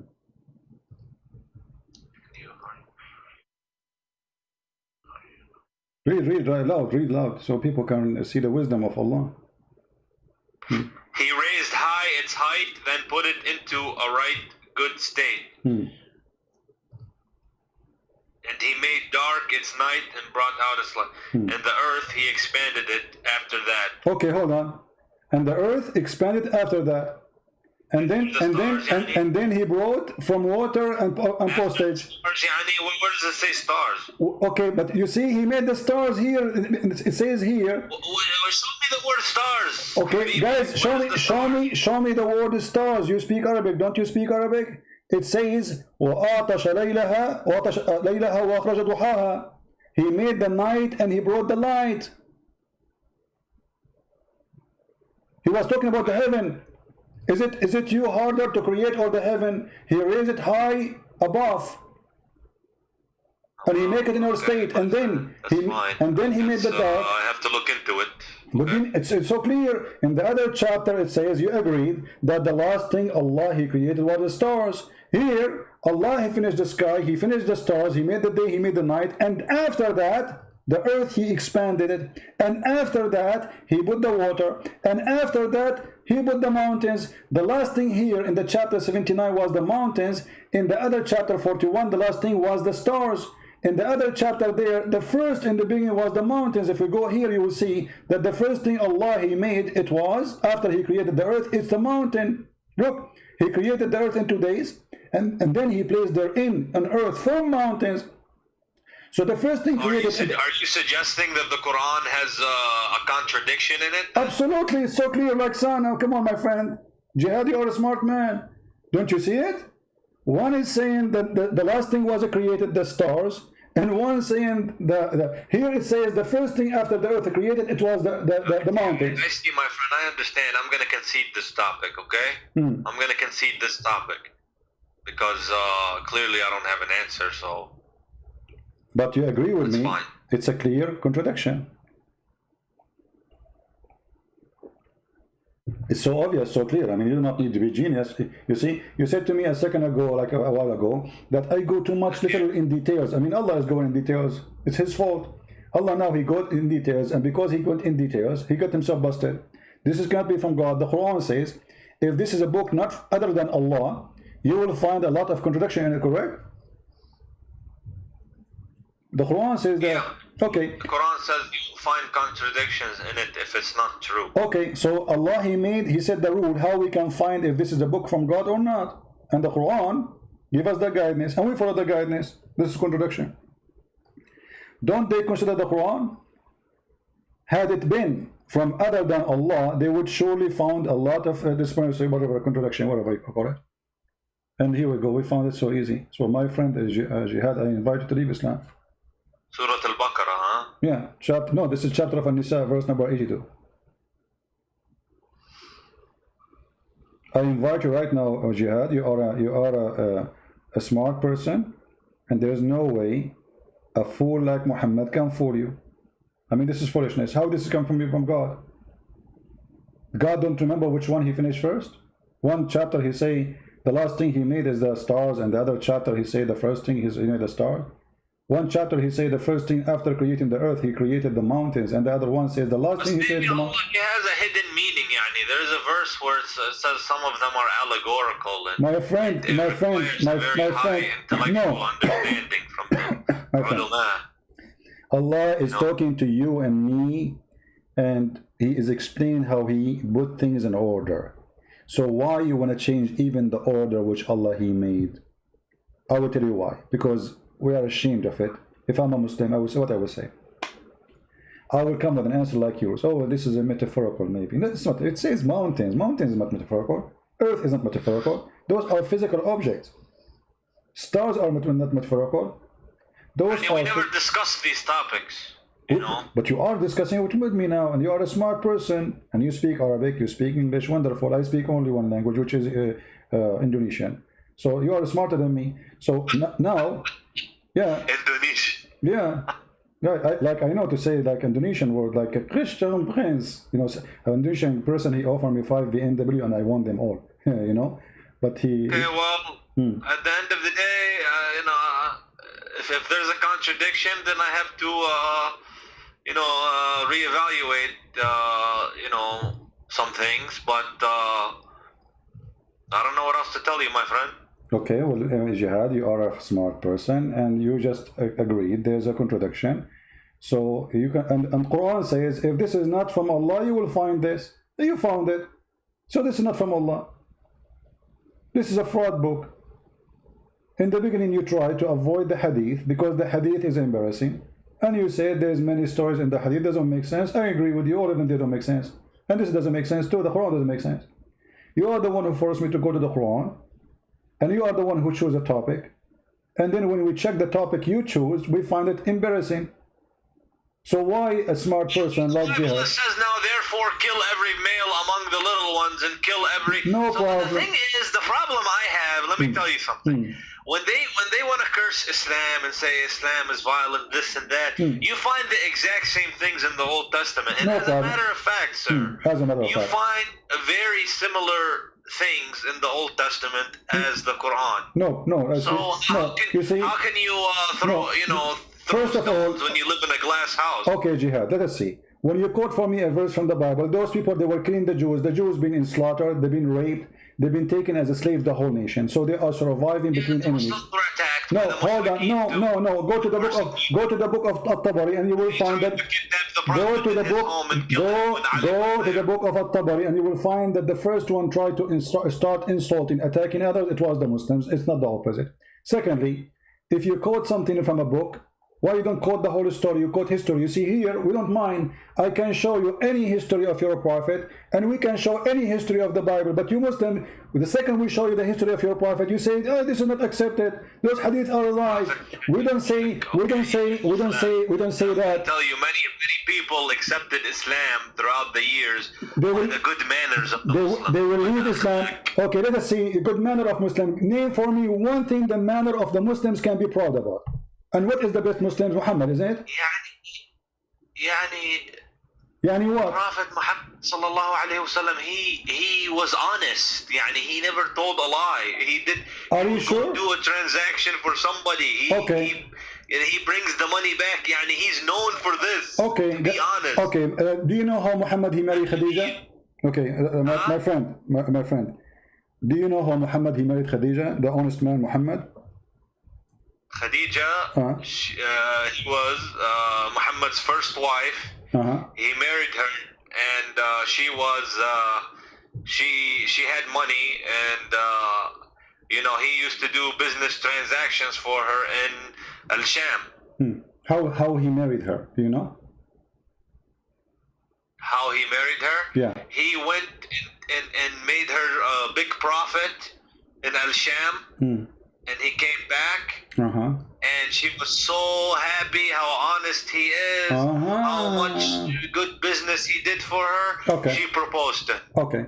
This is the story written by you Muslims, published by you Muslims, and saved by you Muslims about how Muhammad, he did marry Khadija.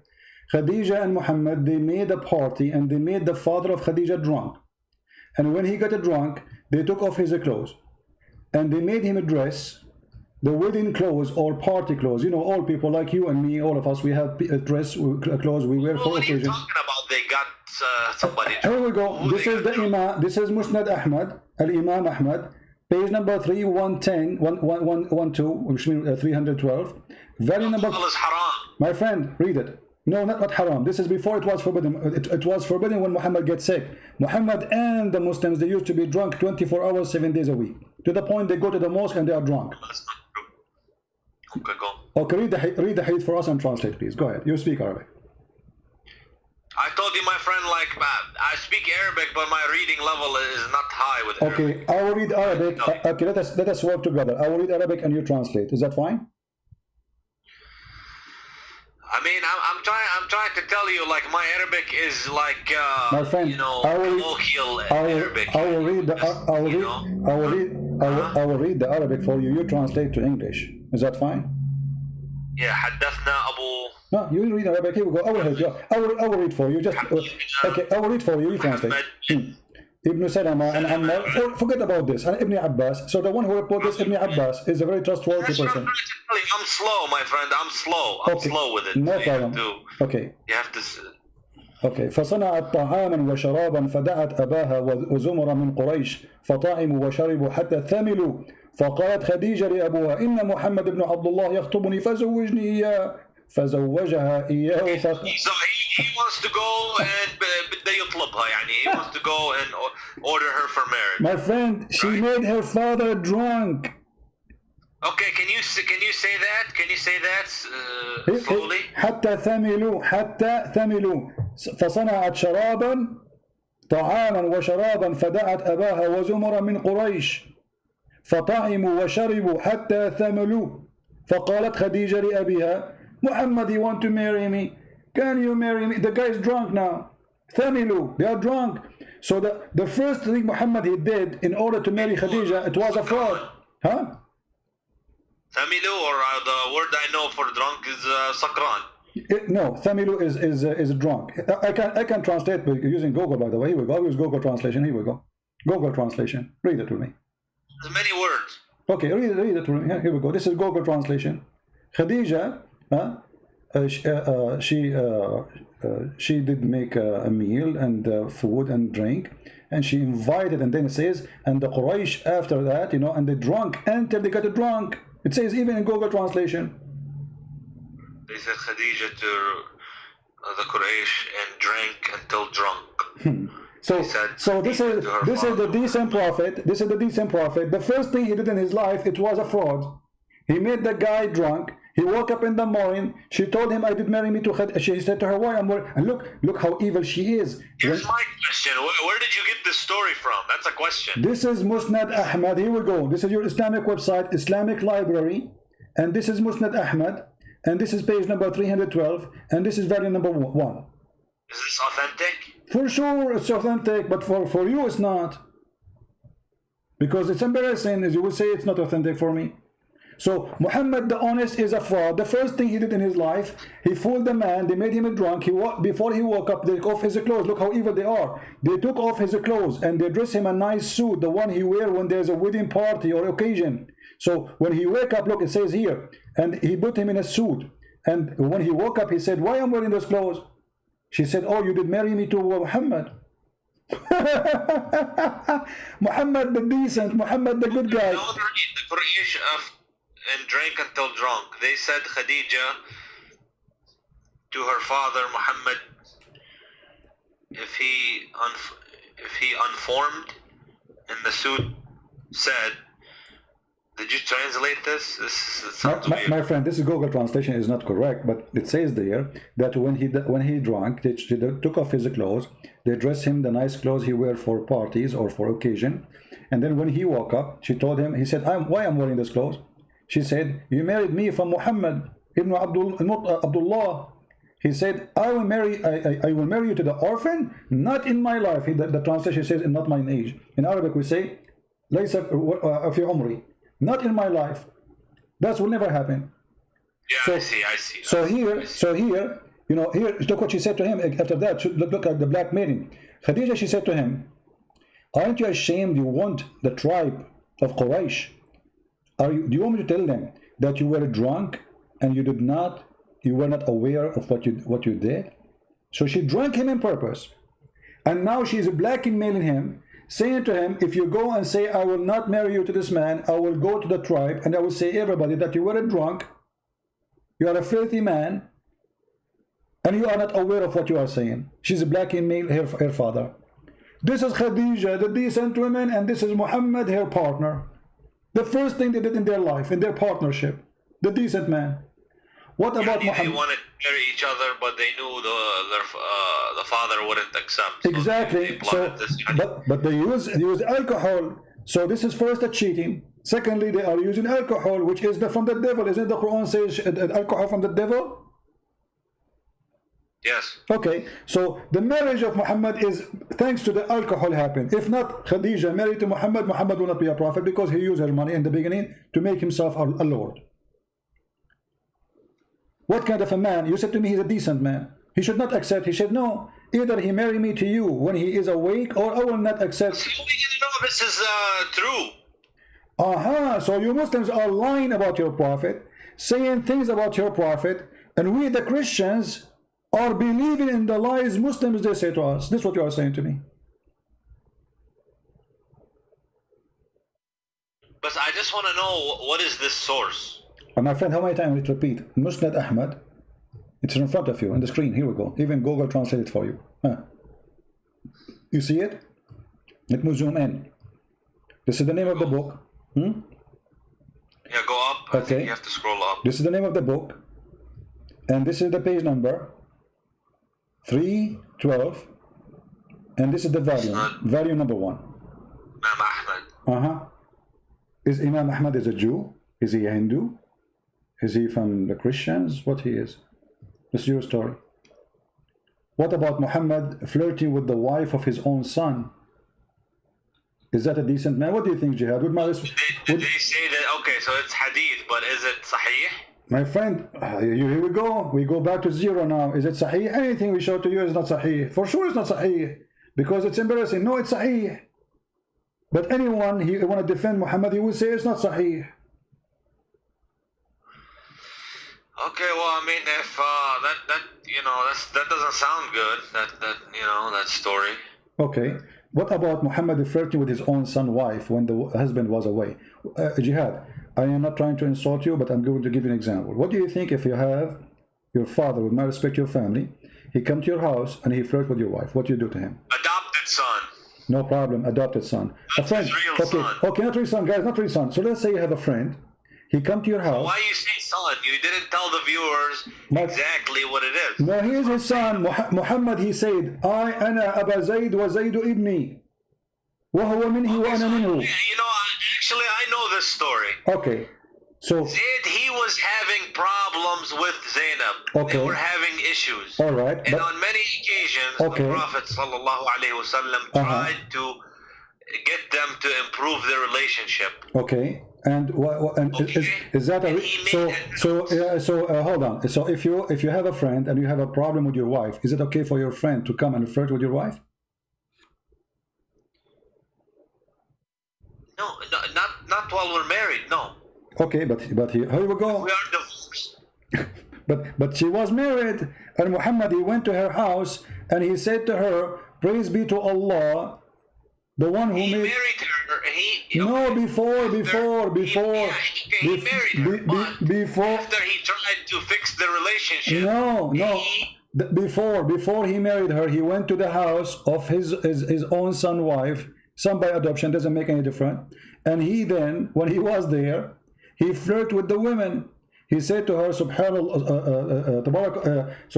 mu'allif al-qulub, praise be to Allah, the one who flipped my heart, make my heart flip for you.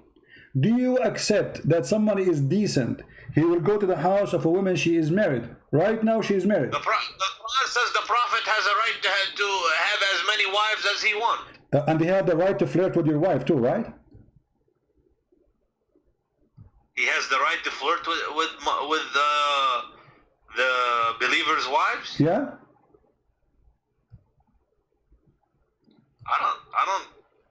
I don't believe so. Well, here we go. This is the Quran. And this is the chapter.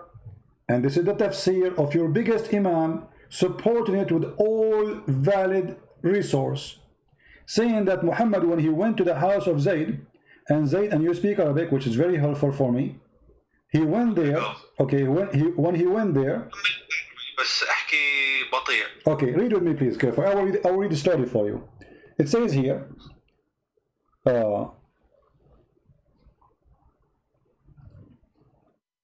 ثم أنه عليه السلام أتى زيدا يوما يطلبه فأبصر زينب قائمة كانت بيضاء جميلة جسيمة من أتم نساء قريش فهويها.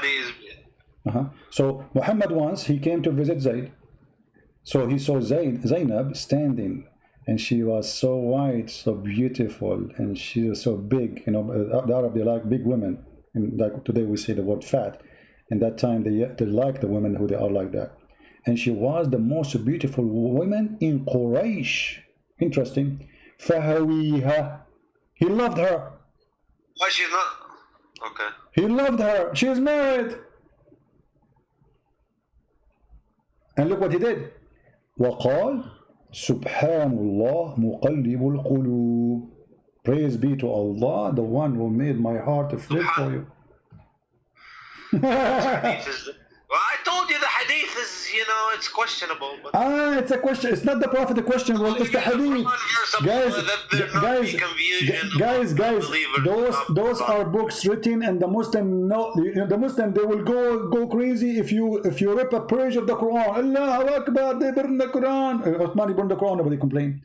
Allahu Akbar, they installed the Prophet. He will go, the story in your books. Now you are saying to me this is not true, cannot be true. Why? Because it's embarrassing.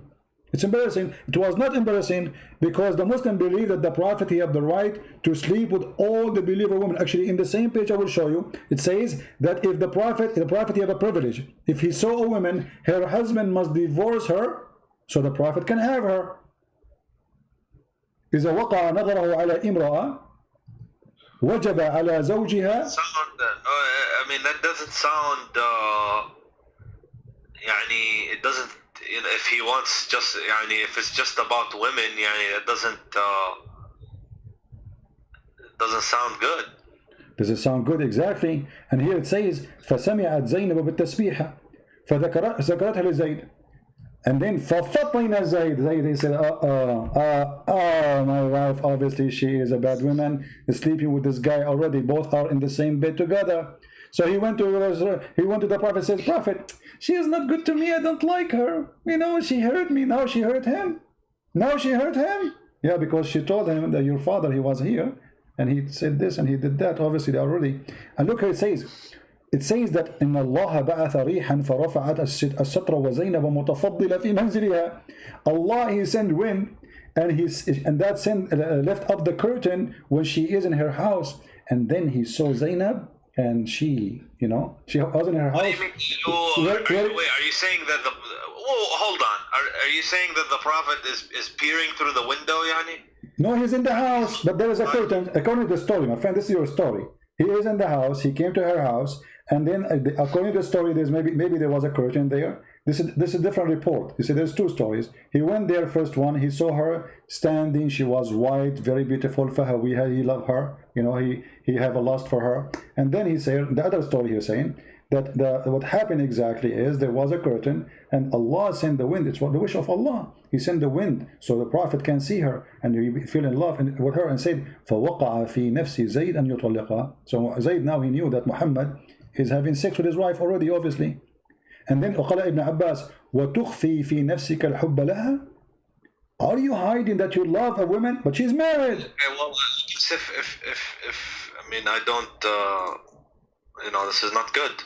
Okay, not good. But and not only that, by the way, jihad. Another thing that I reject is that Aisha was 9 years old. Yeah. I completely reject no problem. Because I'm a Sunni, but some stuff, the Shia, and I can say that.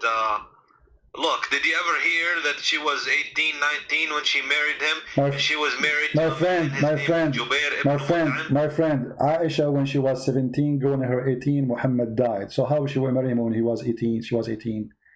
My friend, wake up. Listen. Do you see the screen? It says that Zainab, she claimed there's a miracle happened when Muhammad, after he liked her. It says, أن زيدا تورم ذلك منه حين أراد أن يقربها. Each time Zayd he tried to have sex with his wife, Allah, he make his penis swell. Can you see how amazing the miracle, jihad? That's it. Muhammad, he liked the women. Allah will make the penis of the husband swell. And Zainab, she said, the reason that this is here, he could not do it. وَمَا مَنَعُهُ إِلَّا اللَّهِ. She's saying here, وروي في الخبر أنه أمسى زيد فأوى إلى فراشه. And Zayd, he came to his bed to have sex with her. قالت زينب ولم يستطعني زيد. He could not do it to me. Boom, boom. وما امتنعوا منه غير ما منعه الله. And he could not do it just because Allah, he could not let him do it. That's it. Muhammad, he want me. There's no way he can do it to me. And then she continues saying, إن زيدا تورم ذلك منه حين أراد أن يقربها. Each time he tried to do boom, boom to her, Allah make his penis swell. They were having problems in their marriage. My friend, but you see the miracle here? Allah, he make the penis of the husband swell. That's it. She is reserved for Muhammad. She is the wife who care. Muhammad, she is reserved for him. Nobody can put his inside. So the guy you want to have sex, Allah, he make his penis swell. And this is your decent prophet.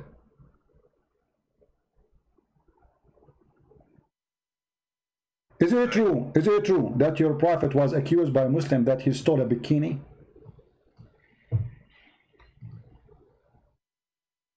I saw that you have said that previously to somebody else. Okay, so is that true or not?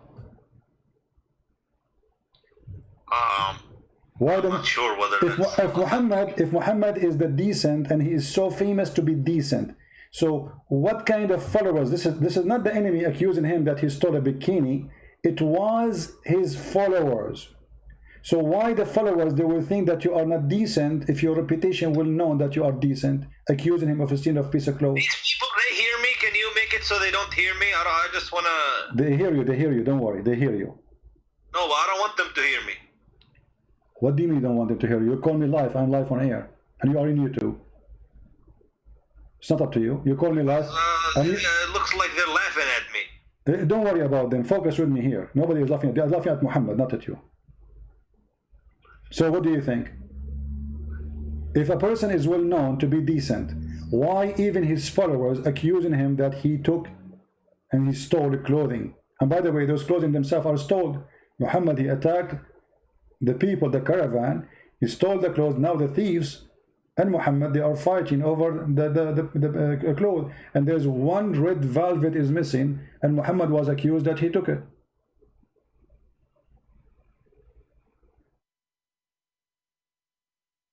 They accused him, those Sahabi, that they are some of those Sahabi, they are liars.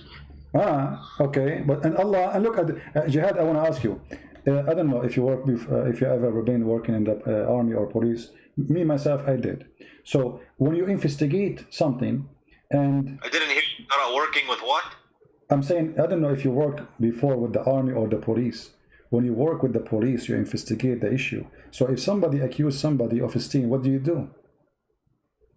What do you do? You check it out, right? You search for the object to find it. Look what Allah he did. The people they accuse Muhammad. Hold on. The people they accuse Muhammad that he stole underwear. How Allah he defend Muhammad? He did not say, "Oh, I know the guy who took the underwear. Go to his house, open the drawer, you will find it there." No, he said it's not Muhammad. So who is it? Is as long Allah, imagine guys, Allah making a verse in the Quran, in a holy book supposedly, saying it's not Muhammad who stole the underwear. Okay, if Allah is God, shouldn't he say who took it? That would be amazing. As long Allah he knew the Big Bang as you claim. Don't Allah knew where the panty is? So Allah he knew where the Big Bang, but you do not know where the panty. His specialty is the Big Bang. But when it's come to the panty, Allah is not, he don't know best. Allah know nothing. Right? How come Allah do not know who took the panty? Shouldn't he say in the verse, okay guys, go to the house of this guy, open under his bed, you will find it, he hide it there, and then people will be astonished. How Allah knew? Unbelievable. He knew the unseen. Instead, he said it's not him who took it. What kind of God this God is? Why you don't tell us who took it? Huh? You're God, this is not me. A human being, he says, it's not me. Okay, but I don't know who took it. I don't know, because I'm limited in my knowledge. But this is God. So God, he sent the verse, says, it's not Muhammad who took the panty. Shouldn't Allah say who took it?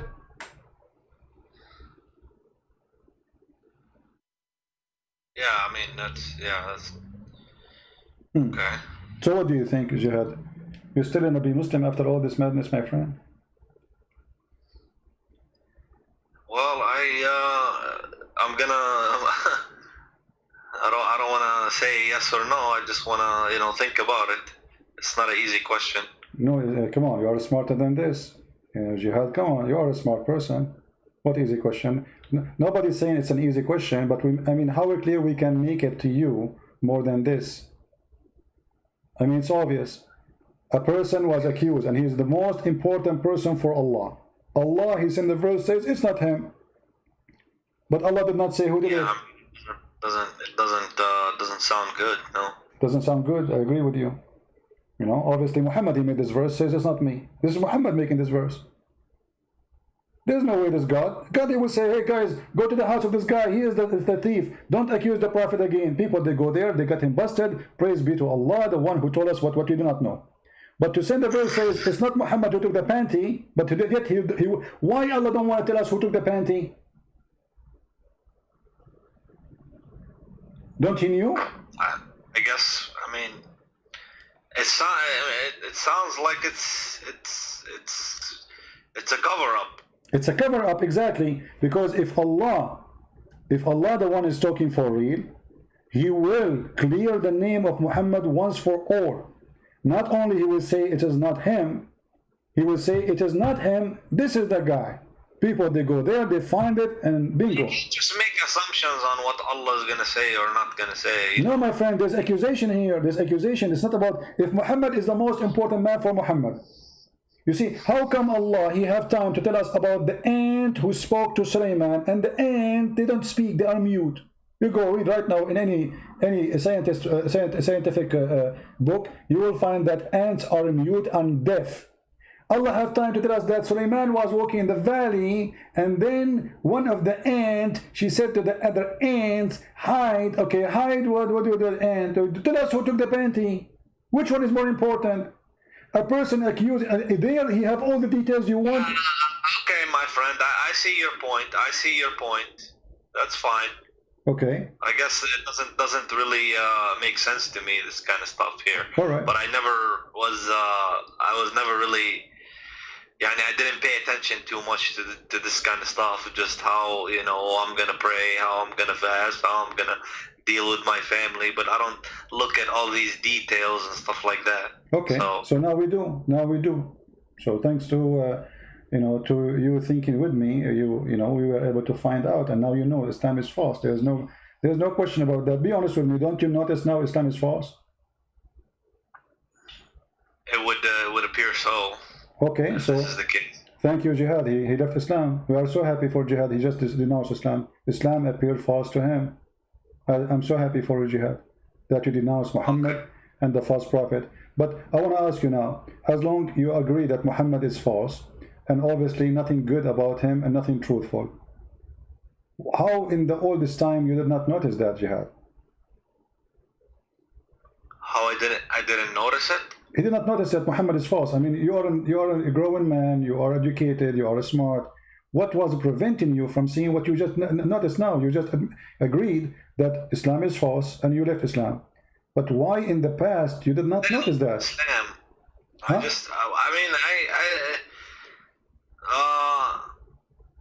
I don't want to look at that stuff. I just want to focus on the good stuff. Well, focus on the good stuff, but there's nothing good there. I mean, what good? What is the good about Muhammad? Did you ask yourself, Jihad, about God want to give me virgins in heaven for praying for him? I mean, this is God. Come on. Virgins? Yeah, the virgins in the heaven. You don't know the virgin? The Quran describes even what is inside their vagina. Don't you know? Virgins doesn't sound bad if it's heaven. They are in heaven, and Allah described they have big boobs, and He described for you how their vagina. Huh? What's wrong with that? Don't you think that God should not speak in such a way? Heaven is heaven. You can have whatever you want. Okay, so but heaven became a nightclub, and heaven became, there's no dignity, because simply if a woman, she is created just for sex, you don't even know who she. Isn't it, this is another form of slavery? When the Quran describes for you that you will have little boys in this heaven, isn't it, this is a child abuse? So to make one person happy, I will make 80,000 little boys servant for you who will not believe. But you're taking it from a human understanding. This is a completely different dimension and a completely different. It is not humans. It is not. No, it is not. My friend, Allah is speaking to the. When Allah He described what is inside the human vagina, the woman vagina, is that a human understanding or Allah understanding? Okay, now you're getting very specific. It doesn't, it's, yeah, the one who is a good Muslim, he can have virgins in heaven. What's the problem? The problem, does that make sense? I mean, if... Okay, let's go, make it simple. Already you left Islam. You see, I'm not discussing whether you leave Islam. Already you're out of Islam. But let me make it simple. The Quran and the Hadith says that's when Adam Allah he created one Eve, correct? Adam and Eve. Okay, so why Allah did not create for us in heaven when we go back Adam and Eve again? Why we are going to have all those hundreds and thousands of women and slaves? What is this? It was Adam and Eve. This is heaven. What happened? How does it change? What it changes the God. The story of Adam and Eve is stolen from a different book with different value.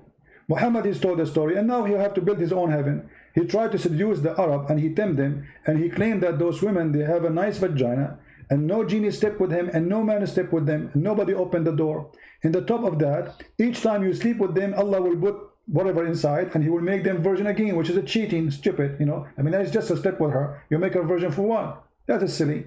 In the top of that, Muhammad, he claimed that those women are so white to the point you can see through the marrow of their bones. Correct? Yeah, I heard that. Okay. Don't you think this is stupid? Why I want to see a woman, I will see through the marrow of her bones. What that exactly would do to me. To see her bones? Yeah. No, she is so white. This is why you can see through the marrow of her bones. What is exactly the pleasure in that? What do you think? This is ugly, actually. Don't you agree, Jihad? I mean, it's I don't understand the point. Yeah. This is not only it's ugly, it's stupid. I mean, but this guy, because he is speaking to the Arab, and the Arab racist, and you are an Arab, I am an Arab, I guess. So he promised them things the Arab like. They like women who they are. See, just yeah, I suppose yeah. It doesn't sound like it's. Yani if you want to, do you see Jihad? Excite somebody to, yeah. You know. Well, Jihad, as long you can make them believe that, yeah. Jihad, I'm going to try to make you believe in Islam now because you decide to leave it. Look at the screen and look what you are missing now. You will not go to the heaven of Allah and you will not get this. Look at the screen. This is what the hadith is saying. You will see the marrow of the bones of the women. This is what you are missing right now after you decide that Islam is a silly. It doesn't make sense. See it? Yeah. I'm gonna miss that. Exactly. So you see, look how sexy, man. I mean, come on, Jihad. Me and you, let us be, man to man. We have to be honest. This is unbelievable. Look at this position, my friend, and look at the high heels. And this is what Muhammad says. You will see the marrow through the marrow of their bones. Through what? Through the marrow of their bones. What's wrong with this guy? I mean, he could not come with something different. We will see the marrow of their bones. And this is supposedly very pretty. Amazingly pretty. I just thought they were gonna have, big breasts. And you will be able to have sex with them. No. That's what the Quran says. No. But we have to be honest here. The benefit of having this, you can see what she ate, if she took your hamburger or something, she cannot lie anymore. So like she ate your hamburger, she say, I did not eat it. You say, I can see it, you idiot. It's in your stomach, I can see through. So here Allah is doing us a favor. What a stupid religion. And I'm really surprised that... Okay, my friend, you made your point. I guess that's enough for me. I want to close my Skype, okay? All right. I'm happy for you, Jihad, that you decide to leave Islam and the garbage of Muhammad. If you decide, I invite you right now to accept the Messiah as your savior. And I'm not going to do that. No. All right, no problem. It's up to you. If you feel like it, let me know. Call me. Thank you. All right, take care.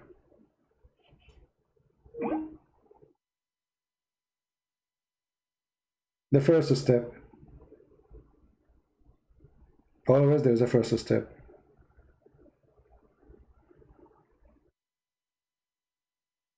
If you see, guys, the first comment he sent me, I am a Muslim, I will refute you. This is the first comment he sent me. I'm a Muslim, I will refute.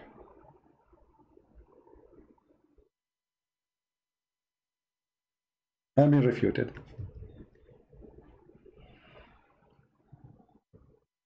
Yeah. Well, glory to the Lord. Every day we prove that Islam is a garbage. They call us and they are excited to debate us about Islam. And then the decent one, like Jihad, is a decent person. We have to admit. You know, he did not go in arrogance and say, I don't know, I'm not going to listen, and it's not true, you know, blah, blah, blah, blah. He said it. He could not resist the truth that this is obviously is a fraud. He have decency. Many, what they do, they go in denial. They knew that we are showing it in the screen. I mean, nobody can deny that. But because it is very painful, some they go in denial. It's like somebody would deny that this is happening to him. So he go and live in different stage, in illusion.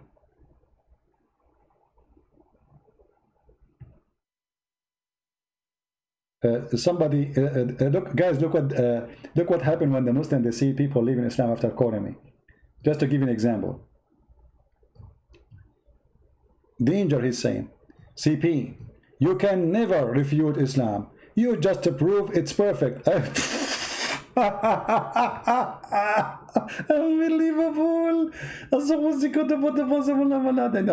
That's so good. So after watching me all this time and jihad, he left Islam, I just prove Islam is perfect. So jihad, he left Islam because Islam is perfect? Perfecto. I hope more Muslims will call me and I prove to them Islam is perfect, and in the end of the call they will leave Islam. That's perfect for me. Is it perfect for you? I'm sure the camel urine is taking effect in you, my friend. Don't change your diet, it's the best. Forget about the rest. Yeah, too much camel urine. All right. Oh boy. Anyway, guys, I was going to go and talk more. We will continue later about this journey to the heaven, and we will finish with this. I want to say, so you people can, you know, download the video and share it and add subtitle. Well, happy for Jihad that he decided to leave Islam, but at the same time, I'm sad that he did not accept the offer to accept Jesus. I hope soon he will reconsider and think carefully. We would like to save him. He sounds like a nice person, smart man, and we would like to save all the Muslims, not only Jihad. We pray at the end of today that all Muslims will be saved and all Muslims will be follow Jihad.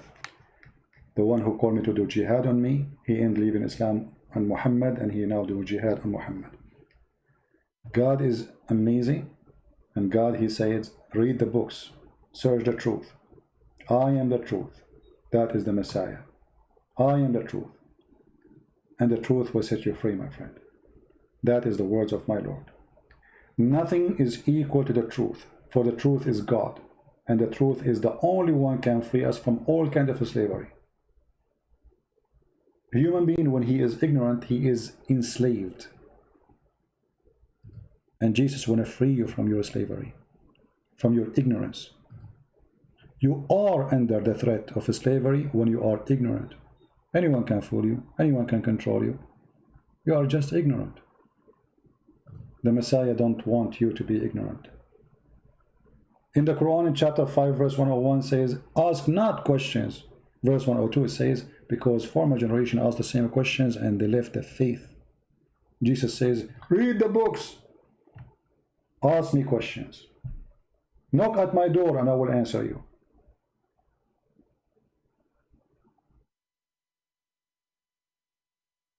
I apologize for comparing someone like the Messiah to someone like Muhammad. But because our mission is a dirty mission, we are dealing with the dirt. Each time I go and speak about Islam, many people think maybe I like talking about this garbage. This is garbage, make me sick. But somebody have to clean the garbage. Somebody have to do it.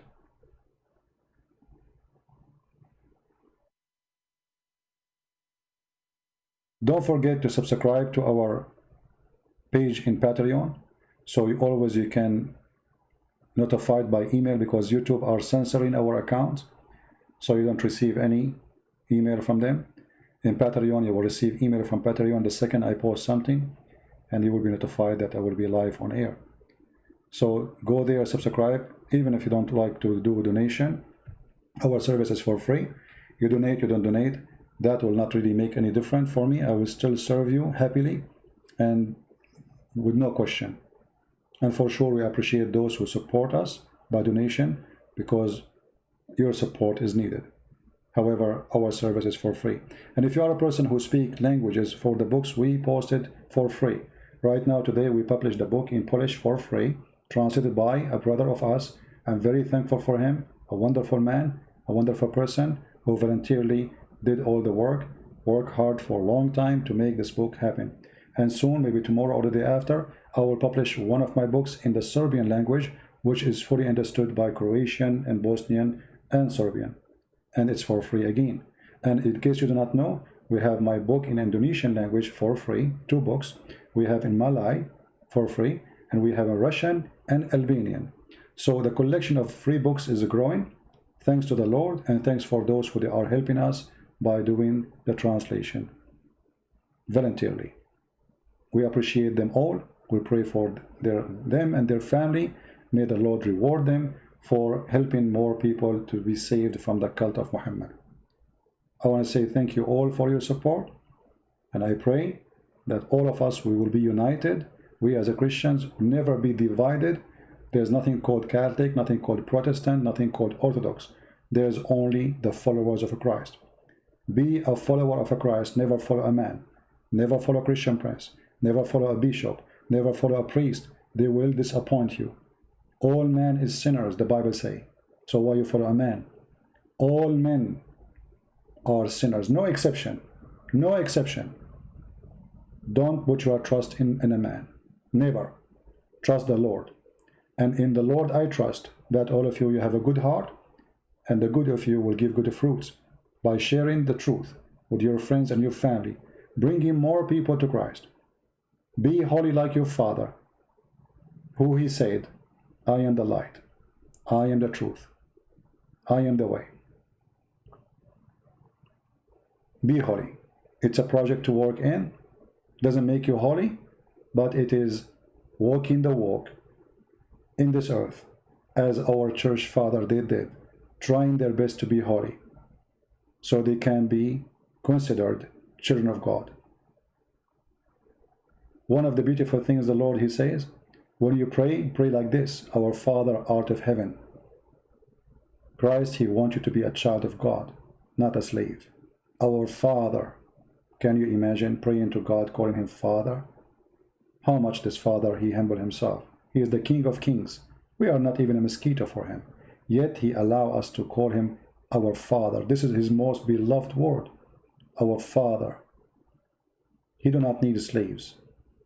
He do not need to be a master. Those words mean nothing. Not like the God of Islam who add the word we before his name, because he's fake and fabricated. He want to be proud. Our God, he humbled himself. He came as a man. The Bible says that the Lord, he sent, our Father, he sent his only begotten Son to save the whole world. The whole world, not the Asian, not the black, not the white, all of us. We are a family. We are children of God. We are equally created. We be loved by him.